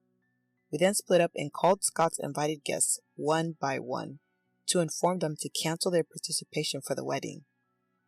I set up a web-based recording of the call so that the people who would be attending would know what had happened. Of course, I could have told them what had happened verbally, but I wanted those who didn't believe me to be able to listen to the live audio. It's not obvious at first sight, but it is obvious at first hearing. On the phone, we apologized for being lenient in our choice of wife and for getting everyone involved, and sincerely told them why we didn't want them to attend. I would be lying if I said I wasn't anxious. It would be like exposing the family's pettiness, and I was afraid that no one would listen to such an outrageous request, and that I would be disowned by my relatives. But when I picked up the phone and said, My parents want to help their precious son, and we know it's selfish of us, but please help, surprisingly, everyone agreed with us. You can't let him marry like that. I was even scolded. He was right. In the end, we managed to inform everyone about the situation and get them to not attend the wedding. We told the wedding hall that due to a series of circumstances, the groom's side would not be attending, except for people from his business whom we did not have contact information for. We were sorry to have caused so much trouble. If that's the case, then there's nothing to be done about that. I was able to convince them. I think it was more like the heart of the person in charge was moved, rather than the consensus of the wedding hall. I may have given them a hard time behind the scenes, but I will surely remember this kind gesture. Next was Scott. 3 weeks before the wedding, I told him that everyone would not be attending. He was stunned after I told him everything about Remy. I understand. he said. If my brother thinks he wants to get married no matter what, this plan would fail. But that's my sister's instinct. I'm sure he'll be fine. Finally, late on the night before the wedding, a storm broke out at our house. What's going on? Remy stormed into our house with her parents. Scott was behind them. Oh, Remy, what's wrong? My mother said, as if nothing was wrong. What do you mean, what's wrong? Suddenly this week, the number of calls saying they won't be at the wedding slowly increased. I thought it was strange, so I asked Scott about it, and he said that his family won't be there either. What is this on a beautiful day? That's as it should be. We had asked everyone in the wedding hall to cancel their participation early, but we had told them to notify their absence at the last minute. If I had at least kept quiet about the phone call until the wedding, the ceremony would have gone off without a hitch, but Remy went out of her way to contact me. I was convinced that her character, which is unexpectedly reserved and acts immediately when she gets an idea, would be exposed by making me feel rushed. You said that this family is embarrassing. You didn't want his parents to come to the ceremony either. I just told it like it is, and all the relatives decided not to go, okay? Don't lie to me. How could you try to ruin such an important day with a lie? The number of attendees is less than half. What are you going to do about it? Remy's father and mother were half crazy. Poor Remy. They hugged her close. What do you mean by this? Do you mean you want to break up the marriage? Remy's mother glared at us sharply, but that was not for us to answer. Scott, I don't think so, but are you just going to stand there the whole time? I asked him, but he looked as if he didn't know what he should do. Oh, what do you want to do? The most important thing to remember is that you are the one who has to decide what to do. Do you want to get married? At my words, my father said, I don't approve, he said, but I restrained him. It was important to let Scott give his own answer so that he would have no regrets. This is the woman he vowed to marry. This is her true nature. She's an evil woman. I can understand why it would be hard to believe right away, but my brother is not a man without judgment. I believed in him. I loved Remy, and I really wanted to marry her. You see, Scott's also saying this, so you freaks should look at the situation properly. Remy, thinking she had my brother's words behind her and perhaps loosening up, unintentionally called us, you freaks. My brother seemed to have noticed the change and laughed sadly. Oh, wow. I'm really not a good judge of character. I've never been in love, so when I thought I was going to marry a beautiful girl, I got all excited.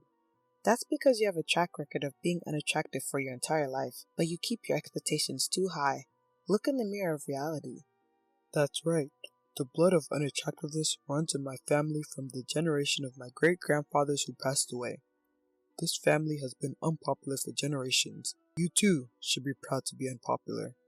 Hey, I was never unpopular. Mom, don't lie to us.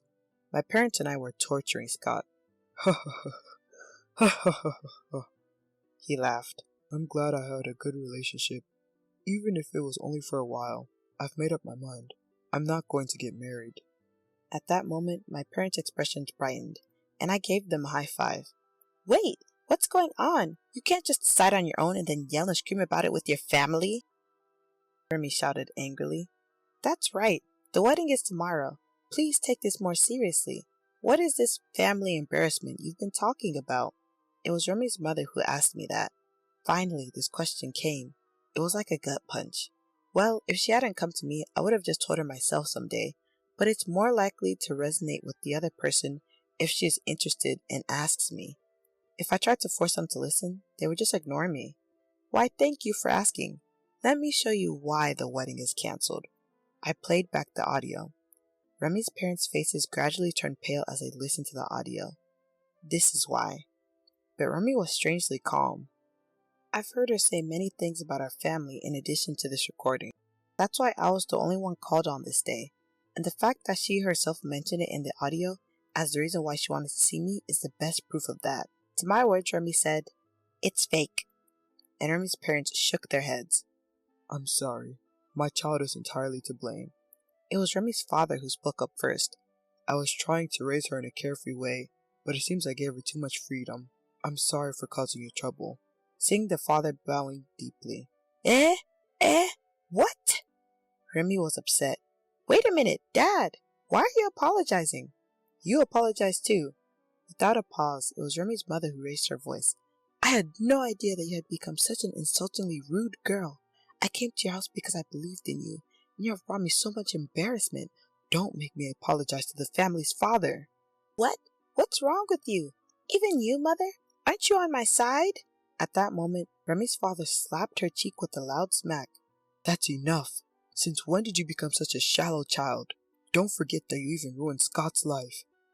Behind Remy's father, Scott was blurting out an extremely heated statement.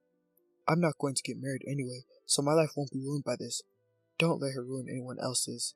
I almost laughed at him. The fact that he was responding more openly than anyone else somehow felt like it was in our family's blood. Scott, I want to let you and the rest of your family know that I am truly sorry about this. Remy's father forced her to bow her head, and her mother bowed her head as well. As if that wasn't enough, Remy's father and mother got down on their knees. Look up! We were so impatient that we said that to them right away. No, I didn't know I was being so rude, but I am ashamed because I didn't know. I can't make amends by humiliating you like this and causing you trouble. The only proper apology is to get down on my knees. To be honest, I didn't feel humiliated, but I could feel Remy's father's thoughts painfully. Let's cancel the wedding. What? Dad? The wedding is already tomorrow. We'll have to pay the cancellation fee in full.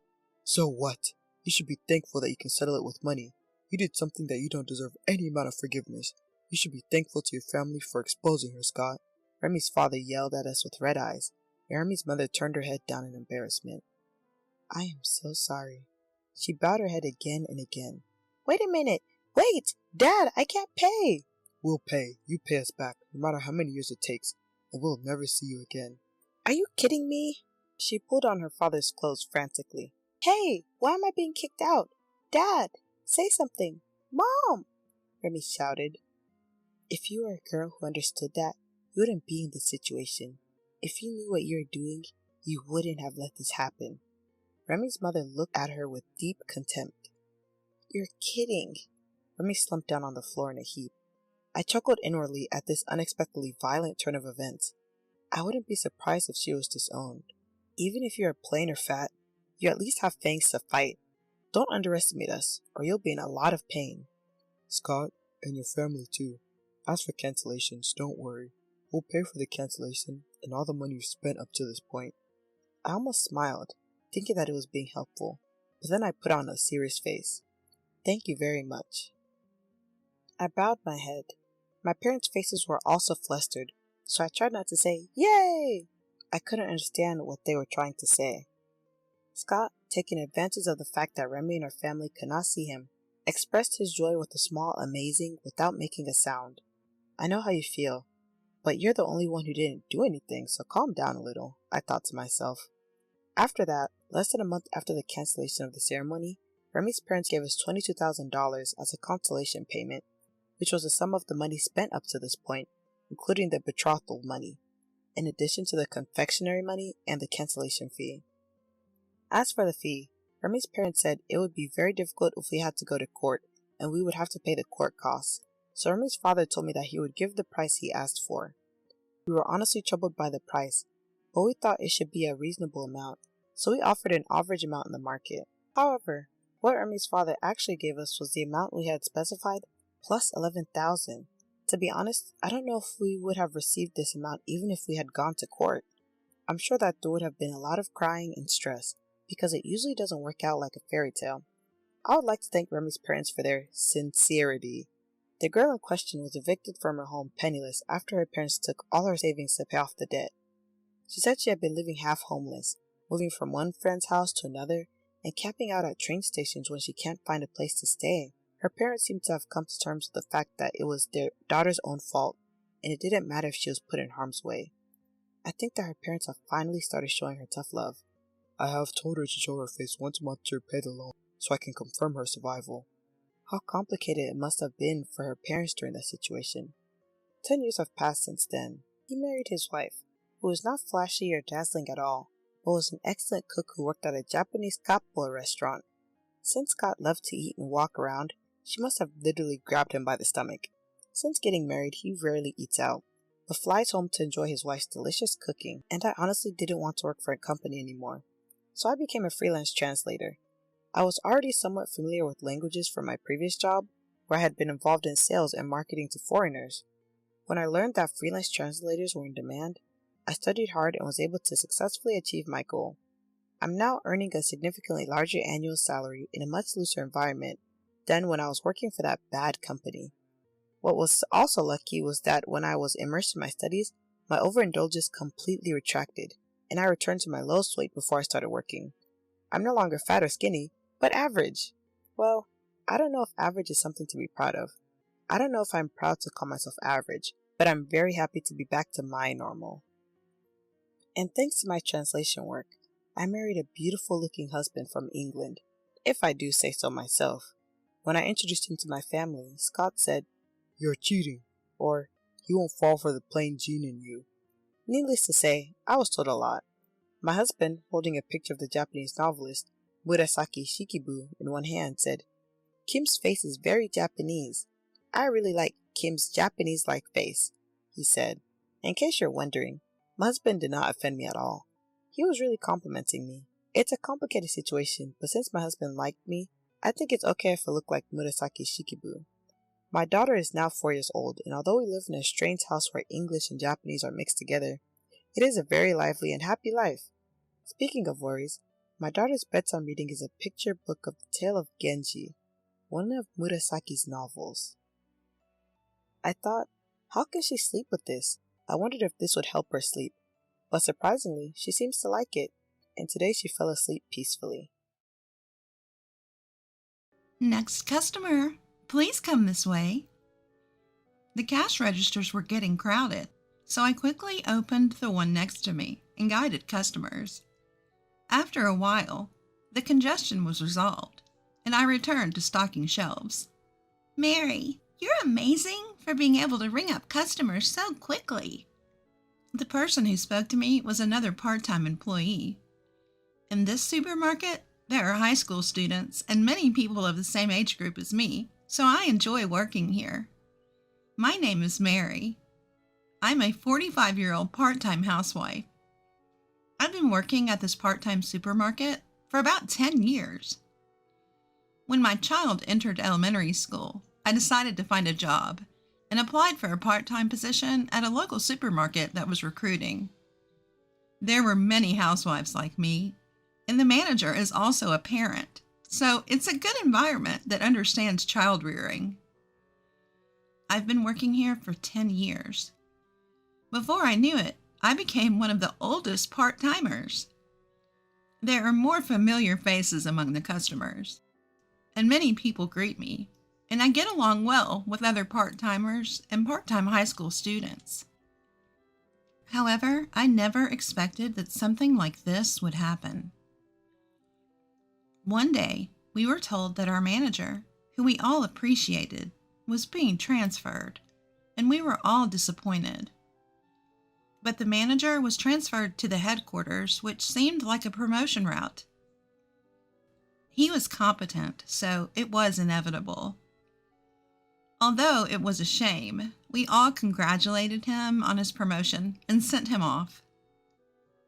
The next manager was from the headquarters and did not know much about the field.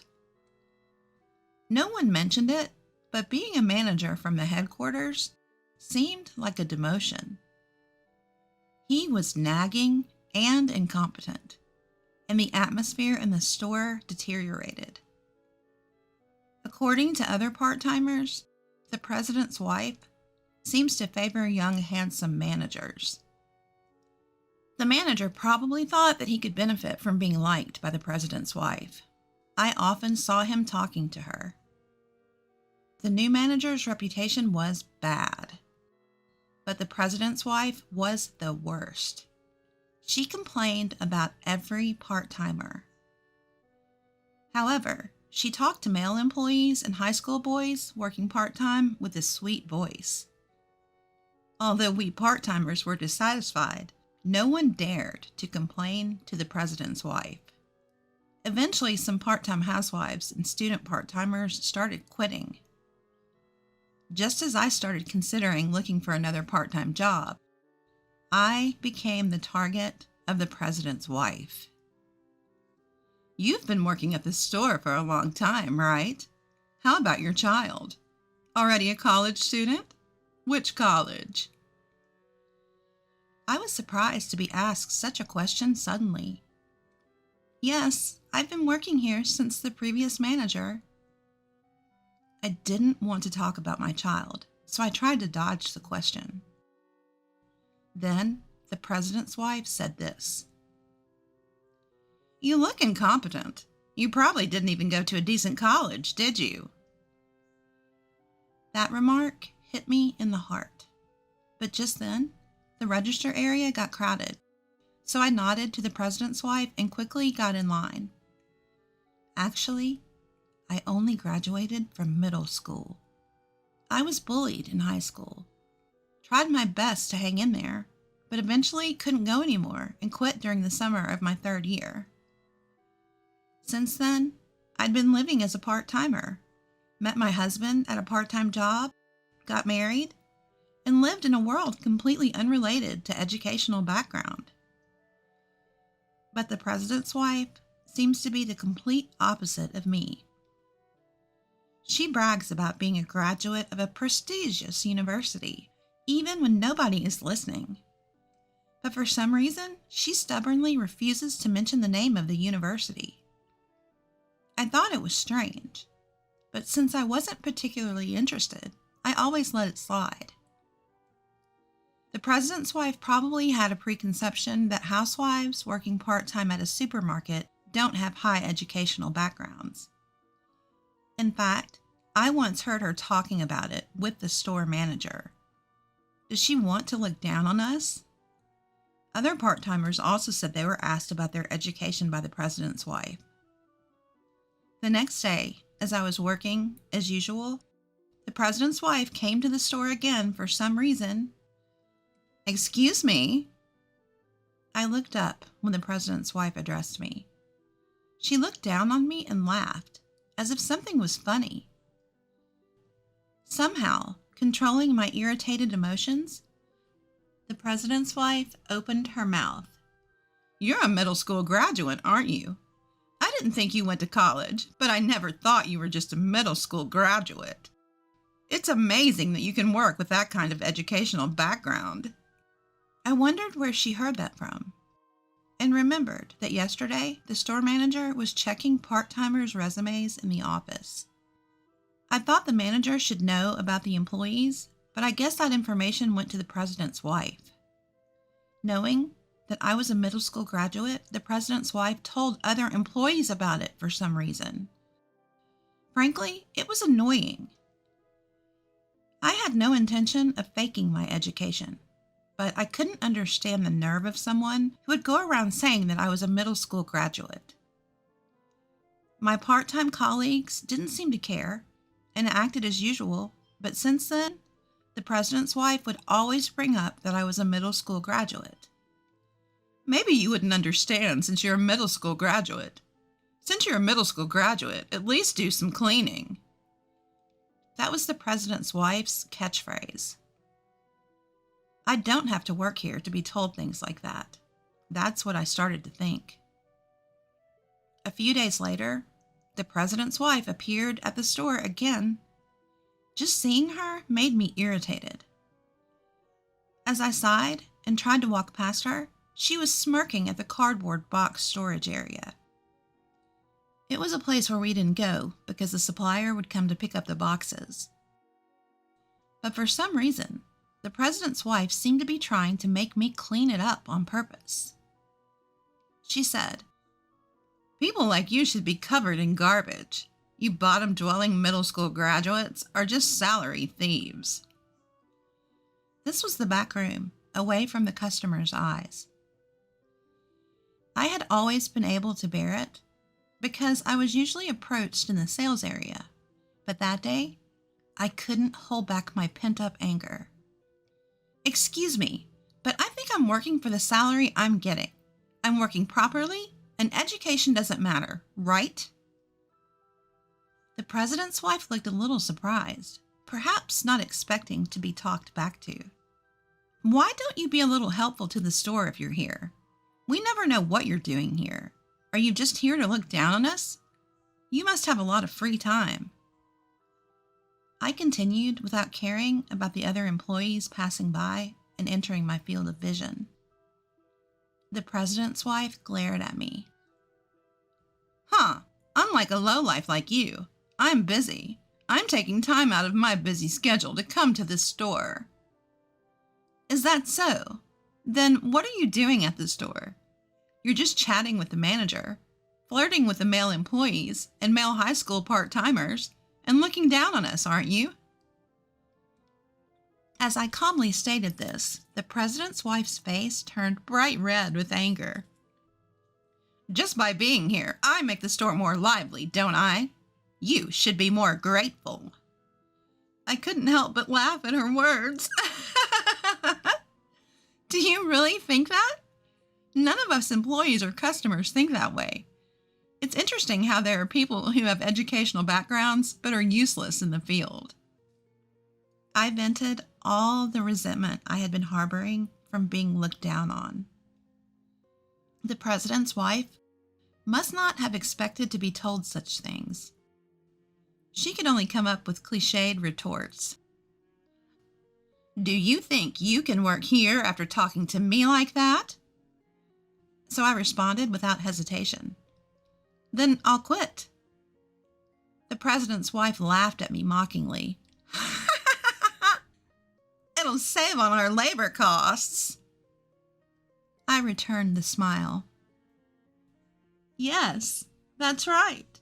Good for you. I then headed to the locker room. When I entered the locker room, the part-timer who had passed by the scene earlier was there, and I told her everything that had happened. Mary, are you quitting? She was sad because we had been working part-time together for years. Ever since the manager changed, it hasn't been fun, and it's like we're only working out of obligation, right? Many people have quit, but they don't hire more staff because it's a waste of labor costs. So our workload keeps increasing. I can't do it anymore. I guess that's true. I left the locker room and went to where the manager and president's wife were talking. Then that's a quick story. Seeing me, the president's wife laughed. I heard that the junior high school graduate is quitting here. I wonder if there's a place for a junior high school graduate to work. The manager also laughed, so I told them off. Even if I have nowhere else to work, I won't come back here. I'll return the uniform next week. Thank you for everything. I felt strangely refreshed as I left the supermarket. The following week, when I went to return my uniform, the store was noisy. The manager seemed to be getting scolded by several customers. There seemed to be a commotion near the cash register. Maybe there was a mistake in the transaction. The customer's anger seemed extraordinary. However, there was nothing I could do since I had already quit. So I went to the office to leave my uniform. As I approached the office, I heard the president's wife's voice. Reluctantly, I opened the door and saw the former manager there as well. Manager!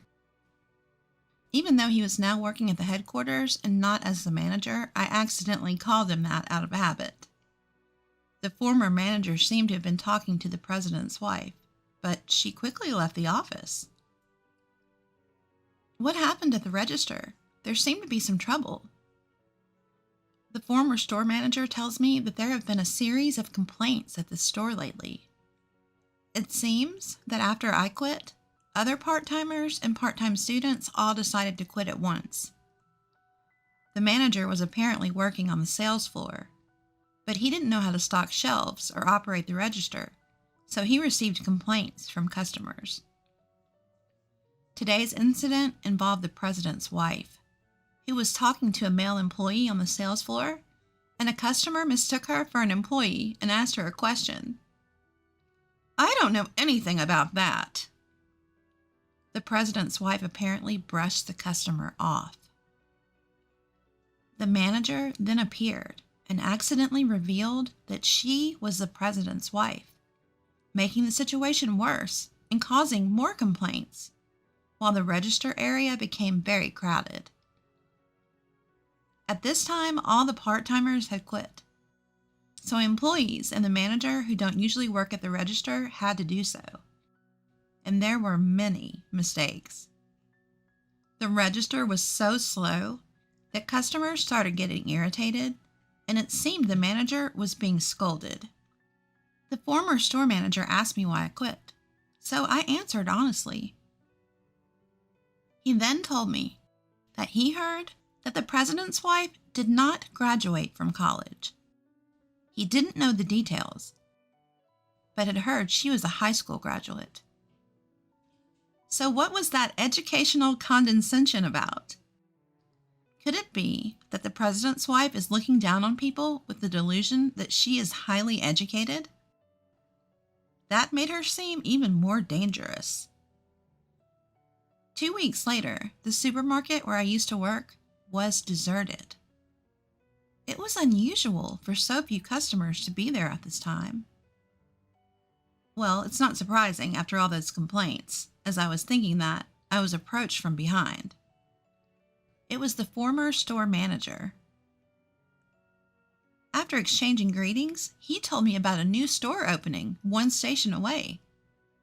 "Mary, would you like to work there?"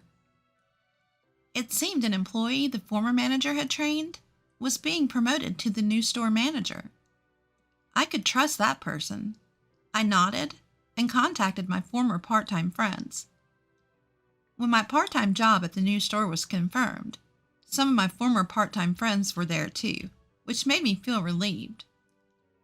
The manager was understanding, and I felt like I could get along well with the other employees and new part-timers. The new store tried something different, handling local side dishes and bread, which was well received by customers. I began to see familiar faces from the previous store, and the new store had a successful start. According to the employees, the old store was very quiet, and the manager was scolded quite a bit at the head office meetings. Many people quit soon after being hired as part-timers, and there was always a shortage of staff. I found a new part-time job quickly, and since I was able to work happily like before, I thought everything was settled. However, about a month after starting work at the new store, the president's wife appeared before me. Well, she's the president's wife, so it wouldn't be strange for her to be at any store. But she seemed to have come specifically to see me. "I heard a junior high school dropout is working at our store again, so I came to check." I could only sigh. "What's wrong? I'm not doing anything bad." "Do you realize that because of you, the other store is in big trouble now?" "Why is it my fault? I didn't do anything wrong." "Rather, isn't the president's wife the one committing power harassment?" "You made all the other employees quit, didn't you?" The president's wife suddenly got angry. "It's completely unreasonable. The part-timer and the manager who used to work at the previous store noticed me and tried to help. But I stopped them. I, a middle school graduate, can't make all the employees quit. Why not ask them why they quit? Well, you can figure it out without asking." The part-timers nodded in agreement with my words. "Shall I tell you if you don't understand? You look down on us because of our educational background. And the manager doesn't understand anything, only talks. No one wants to work part-time while experiencing power harassment." When I said that, the president's wife raised her voice again. "Power harassment? Are you trying to frame me without any evidence?" The moment the president's wife tried to grab me, the manager intervened. Can you please stop doing that to our part-timers? The manager's position would be compromised by saying such a thing to the president's wife.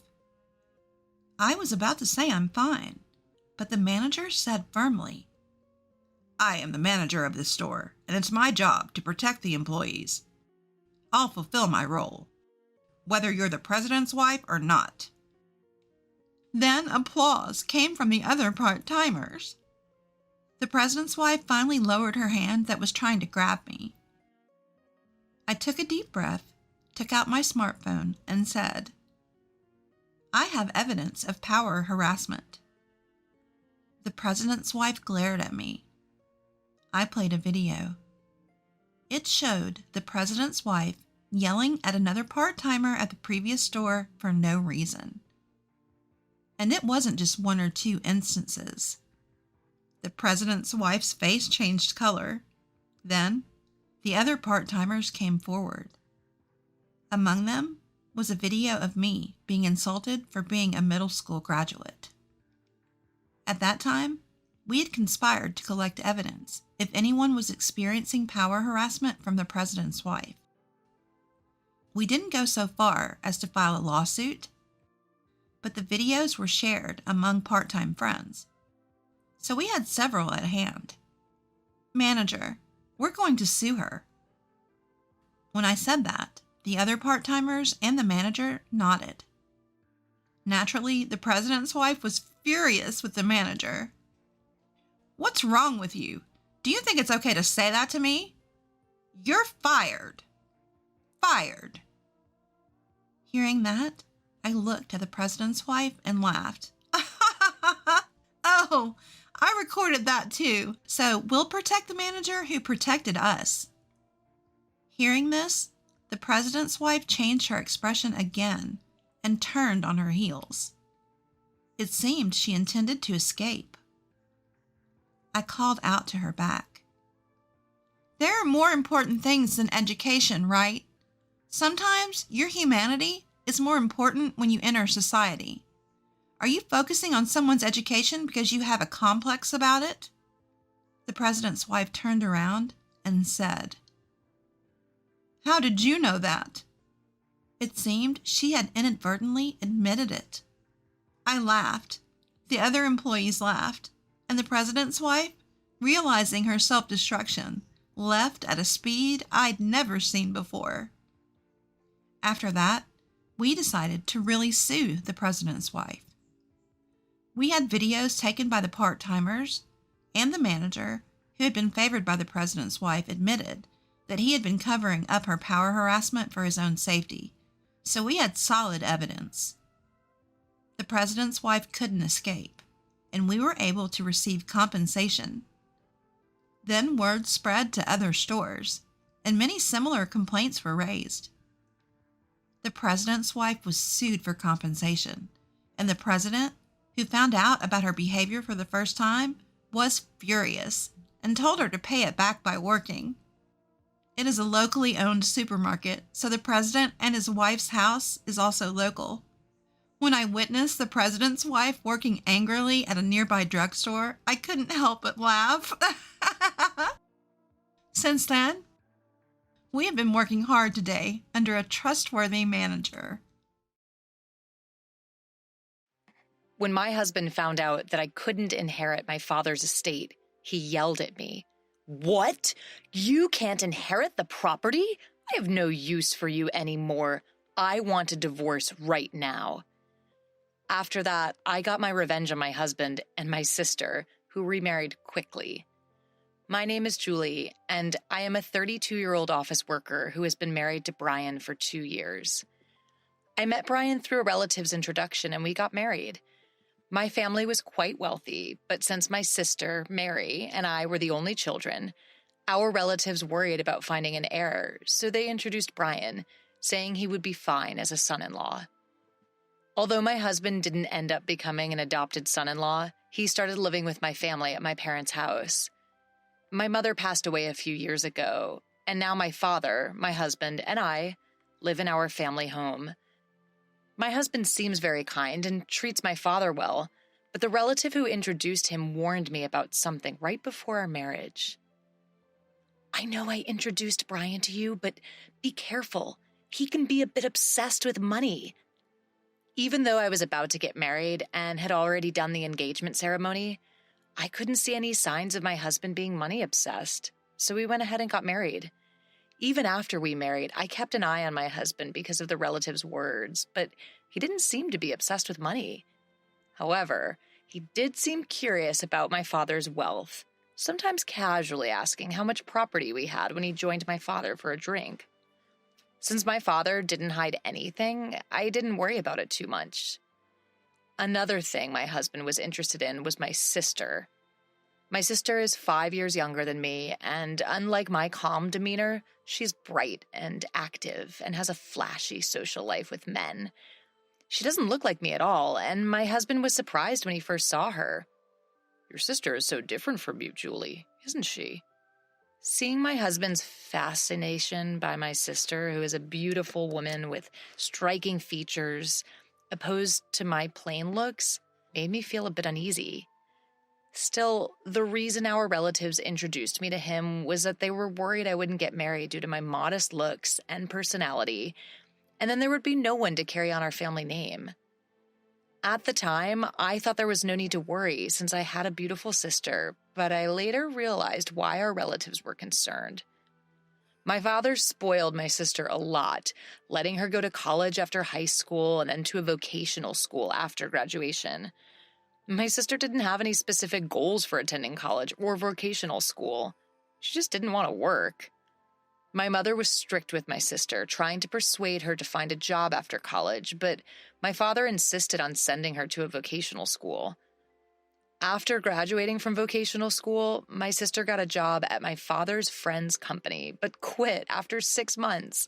I was shocked by the excuse my sister gave when she quit her job. "I can't fully use my talents at that company." My sister, who hadn't even worked for half a year, was acting as if she already understood everything about her job, which left my mother and me dumbfounded. However, my father seemed to believe my sister and quickly found her another job. A while after starting her new job, my mother fell ill and was hospitalized. When my mother was in the hospital, my sister visited her every day, taking time off work. In the end, she quit this job as well and started saying she would take care of our sick mother. Taking care, however, only meant being in the hospital room, chatting with our mother, or staring at her smartphone in the waiting room. I had to go get our mother's laundry and replace it with new clothes during her hospital stay, while my sister was of no help at all. Though my mother might have been happy to have someone to talk to, her condition worsened so much after about a month that she could no longer even have a conversation. 2 weeks after her condition worsened, our mother passed away. My father and sister were so shaken by the sudden loss that they couldn't even prepare for the funeral, so I had to do it. Thanks to the help of our relatives, we were able to send off our mother somehow. After our mother's death, my sister started working part-time and moved out of our family home to live alone. Since her part-time income wasn't enough to pay the rent, our father covered the rent and utility bills, and it seemed my sister spent the money she earned on having fun. When her part-time income wasn't enough, she would go to our father and ask for an allowance. When our mother was alive, she had been strict with my sister, so our father didn't give her any allowance after she started working. But now he was giving her as much as she wanted. I thought it was no problem if both my father and sister were happy with that arrangement.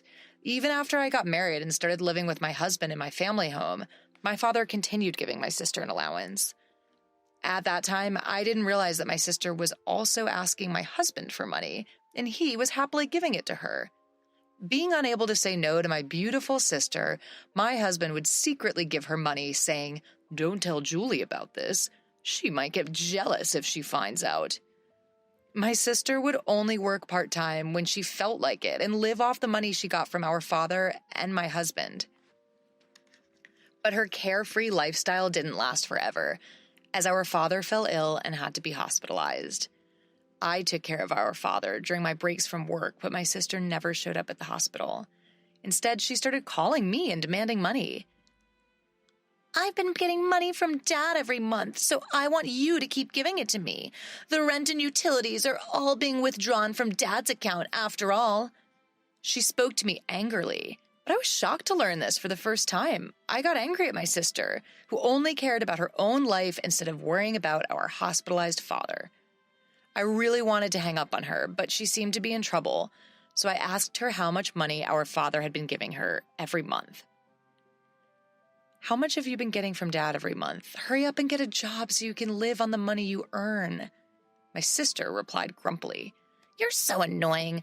I've been getting $1,000 a month. That's not including rent and utilities, by the way.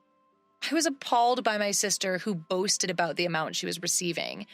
I thought that if our father kept giving such a grown-up sister so much money, that she would lose any motivation to work seriously. I didn't think it was much of a problem to give my sister money, since I believed our father would recover quickly. However, our father's condition suddenly worsened, and I hurriedly contacted our relatives. The doctor told me it was a serious situation, and I was deeply shocked. During times like these, I wanted my husband's support, but he rarely showed up to the hospital, saying he was busy with work. Moreover, when he did visit, he would ask me inappropriate questions like, your father's inheritance must be huge, right? Since you and your sister are the only heirs, are you going to split it in half? I had no words to respond to my husband, who only talked about the inheritance. I realized that what the relatives meant when they said my husband was obsessed with money and felt disgust. When my sister received a call, I explained that our father was in a critical condition, but she only worried about her own finances. Make sure you pay me my monthly allowance. I can't survive without that money. The call ended abruptly. I was angry at my sister's response, but I was also concerned about the faint male voice I heard on the other end. I recognized the voice and had a bad feeling. About a month later, my father passed away, and neither my sister nor my husband showed up during his last moments. Having experienced my mother's funeral, I realized how heavy-hearted funeral preparations could be. On top of that, neither my sister nor my husband helped at all, and my sister didn't even attend the funeral. My husband did show up at the funeral, but he disappeared immediately afterward, claiming he had work. The relative who introduced me to my husband noticed his absence and asked me about it. Where's your husband? It's strange for the chief mourner to be absent, isn't it? All I could do was force a smile and answer. He seems to be busy with work, so he went back. The relative sighed upon hearing my explanation, and I felt like sighing too. Once the funeral was over and I could finally catch my breath, my husband grinned and asked me, So, how much did you inherit? Even if you split it in half, you'll get a lot of money, right? As the relatives had warned before our marriage, my husband seemed to only care about my father's inheritance. Disappointed by my husband's true nature, I gave him an evasive answer. My sister gets $1 billion and I get $0. We haven't talked to the lawyer yet, and I haven't had time to process my feelings since the funeral just ended. Seeing my husband happily talking about the inheritance, I felt laughing out of anger. Believing my words, my husband yelled, What? You can't inherit any property? I don't need you anymore. Let's divorce right now. I felt the same way, so I retorted, Let's do that. You only married me for your father's inheritance in the first place. I'll divorce you. With that, I shoved the prepared divorce papers in front of my husband. As if anticipating this, I took out the divorce papers, which seemed to surprise him a bit, but he signed them anyway. After signing the divorce papers, my husband left the house saying, I'll divorce you, who gets 0 inheritance, and marry your sister to get the $1 billion. I didn't care, and immediately went to the city hall to submit the divorce papers. I was able to leave my terrible husband. My ex-husband submitted his marriage registration with my sister the very next day. A few days later, my ex-husband called me. Still believing that story, he yelled, When are you going to start the inheritance procedures? Give Mary her $1 billion already. I had been waiting for my ex-husband to contact me. I didn't want to reach out to him after he left our house. I replied to my ex-husband in a business-like tone, Let's have a discussion at my place this Sunday. I'm preparing for the procedure and waiting for you. Brian, my ex-husband, was thrilled at the thought of receiving an inheritance and hung up the phone, but I was looking forward to seeing his face when he found out the truth. Over the weekend, my ex-husband and my sister Mary came to our parents' house, and both of them were surprised that I had called a lawyer. However, Brian seemed to convince himself and said, "I guess we need a lawyer when we're inheriting a large amount of the money." Then the lawyer, with a puzzled look, started talking to Brian. There is a matter of inheritance, but before that, there is a matter of a claim for compensation from Julie, your ex-wife, towards you, Brian. He showed Brian several photos. In those photos, Brian was coming out of Mary's house, and the date was clearly written. The lawyer continued talking to Brian. Since these are photos proving infidelity before the divorce, you have to pay compensation. When I heard Brian talking about the inheritance over the phone with Mary, I immediately asked the lawyer to investigate Brian's infidelity. Maybe he thought I was too busy with my father's funeral, but Brian and Mary met at Mary's house almost every day, and thanks to that, I was able to get many evidence photos. The conversation about inheritance turned into a conversation about compensation, and both Mary and Brian were speechless. But Brian quickly recovered and retorted, "Compared to the 100 million inheritance, compensation is just a small amount. I'll pay it right away." When the lawyer handed him the compensation claim documents, he signed them easily. After confirming that, I told Brian, "I'll make sure you pay the compensation since you've signed it. But be happy with Mary, who has zero inheritance." The moment Mary heard zero inheritance, she screamed, "What do you mean my inheritance is zero? I'm supposed to have 100 million. Brian's face turned red, and he got angry, saying, "There's no way there's zero inheritance. I won't let you take it all for yourself." The lawyer calmly started explaining to the angry pair. Mary is the daughter of your late mother from a previous marriage, and since she has not been legally adopted by your late father, there is no legal parent-child relationship. Therefore, Mary cannot inherit your father's estate. I also told Mary, who seemed to be confused. I don't think you remember because you were only 1 year old when our parents got remarried, but I remember it clearly. I was 6 years old when our parents remarried, and I remember being happy that I suddenly had a sister. I never thought that such a sister would steal my husband. Both our parents were struggling with young children and had someone mediate between them, thinking it would be best for them to remarry. My mother treated me like her real daughter, and my father treated Mary with care. My father might have spoiled Mary because she was not his real daughter, and he wanted to be extra careful with her. Our parents each had a child when they remarried, and my mother, who was suspected by relatives of marrying my wealthy father for his money, refused to have Mary legally adopted by him.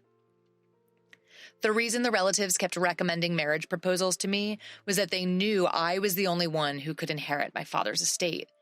If our parents had had a child together, things might have gotten even more complicated, but fortunately or unfortunately, they didn't have any children. They might have decided not to have children to avoid future inheritance disputes. It has now become clear that our father continued to support my sister financially after she became an adult because he couldn't pass on his inheritance to her. I am not legally related to my mother because we did not go through adoption, but it never bothered me in daily life. It seemed our parents never told my sister that they were both remarried, and she found out the truth for the first time that day. My ex-husband's face changed from red to pale as soon as he realized the situation. He signed the documents and was even asked to pay for damages when he couldn't get the inheritance he had been expecting from my sister. With a blue face, my ex-husband said to me, "Was what you said about my sister getting 10 billion and me getting nothing a lie?" Holding back laughter, I said, "Of course it was a lie. It was to get back at you for cheating on me behind my back. Besides, there's no way Dad's inheritance was worth $10 million. Even our wealthy father didn't have an inheritance of $10 million. My sister, who had been silent until now, suddenly screamed, "I've made a lot of purchases relying on Dad's inheritance. What will happen to the money he used to give me? Will you pay for me, big sister?" I answered my frightened sister. "You have a reliable husband now, so you don't need it anymore, right? Have Brian support you." My sister looked at my pale-faced ex-husband but he shook his head. I also have made various purchases expecting the inheritance. So I don't have the means to support you. Besides, I have to pay for damages, so I'm barely managing myself. After saying that, my ex-husband suddenly knelt down in front of me and started apologizing. Julie, I'm sorry. It was my fault. Will you forgive me and take me back? The lawyer who had been watching laughed while packing up to leave. His arrogant attitude from earlier was gone, and he looked ridiculous kneeling down. After the discussion, my ex-husband and sister left with their heads down, and they soon got divorced. For my ex-husband, who remarried with the intention of inheriting my sister's assets, he was no longer interested in her when she didn't receive the inheritance. He told me he couldn't take care of my sister because he had to pay me damages. Since my ex-husband had no property, we agreed that he would pay the damages in installments from his monthly salary. The lawyer advised that this way I wouldn't miss out on anything. My sister, now without our father's support, worked part-time every day, but she couldn't pay off her debts and ended up filing for bankruptcy. She eventually had to leave her apartment, and no one knows where she went. Our father had supported my sister out of love, but in the end he spoiled her too much, and she became unable to work seriously. Later, a relative tried to introduce me to a potential marriage partner again while I started living alone in my childhood home, but I declined. I don't want to be introduced to someone like my ex-husband again, so this time I want to find a suitable marriage partner on my own.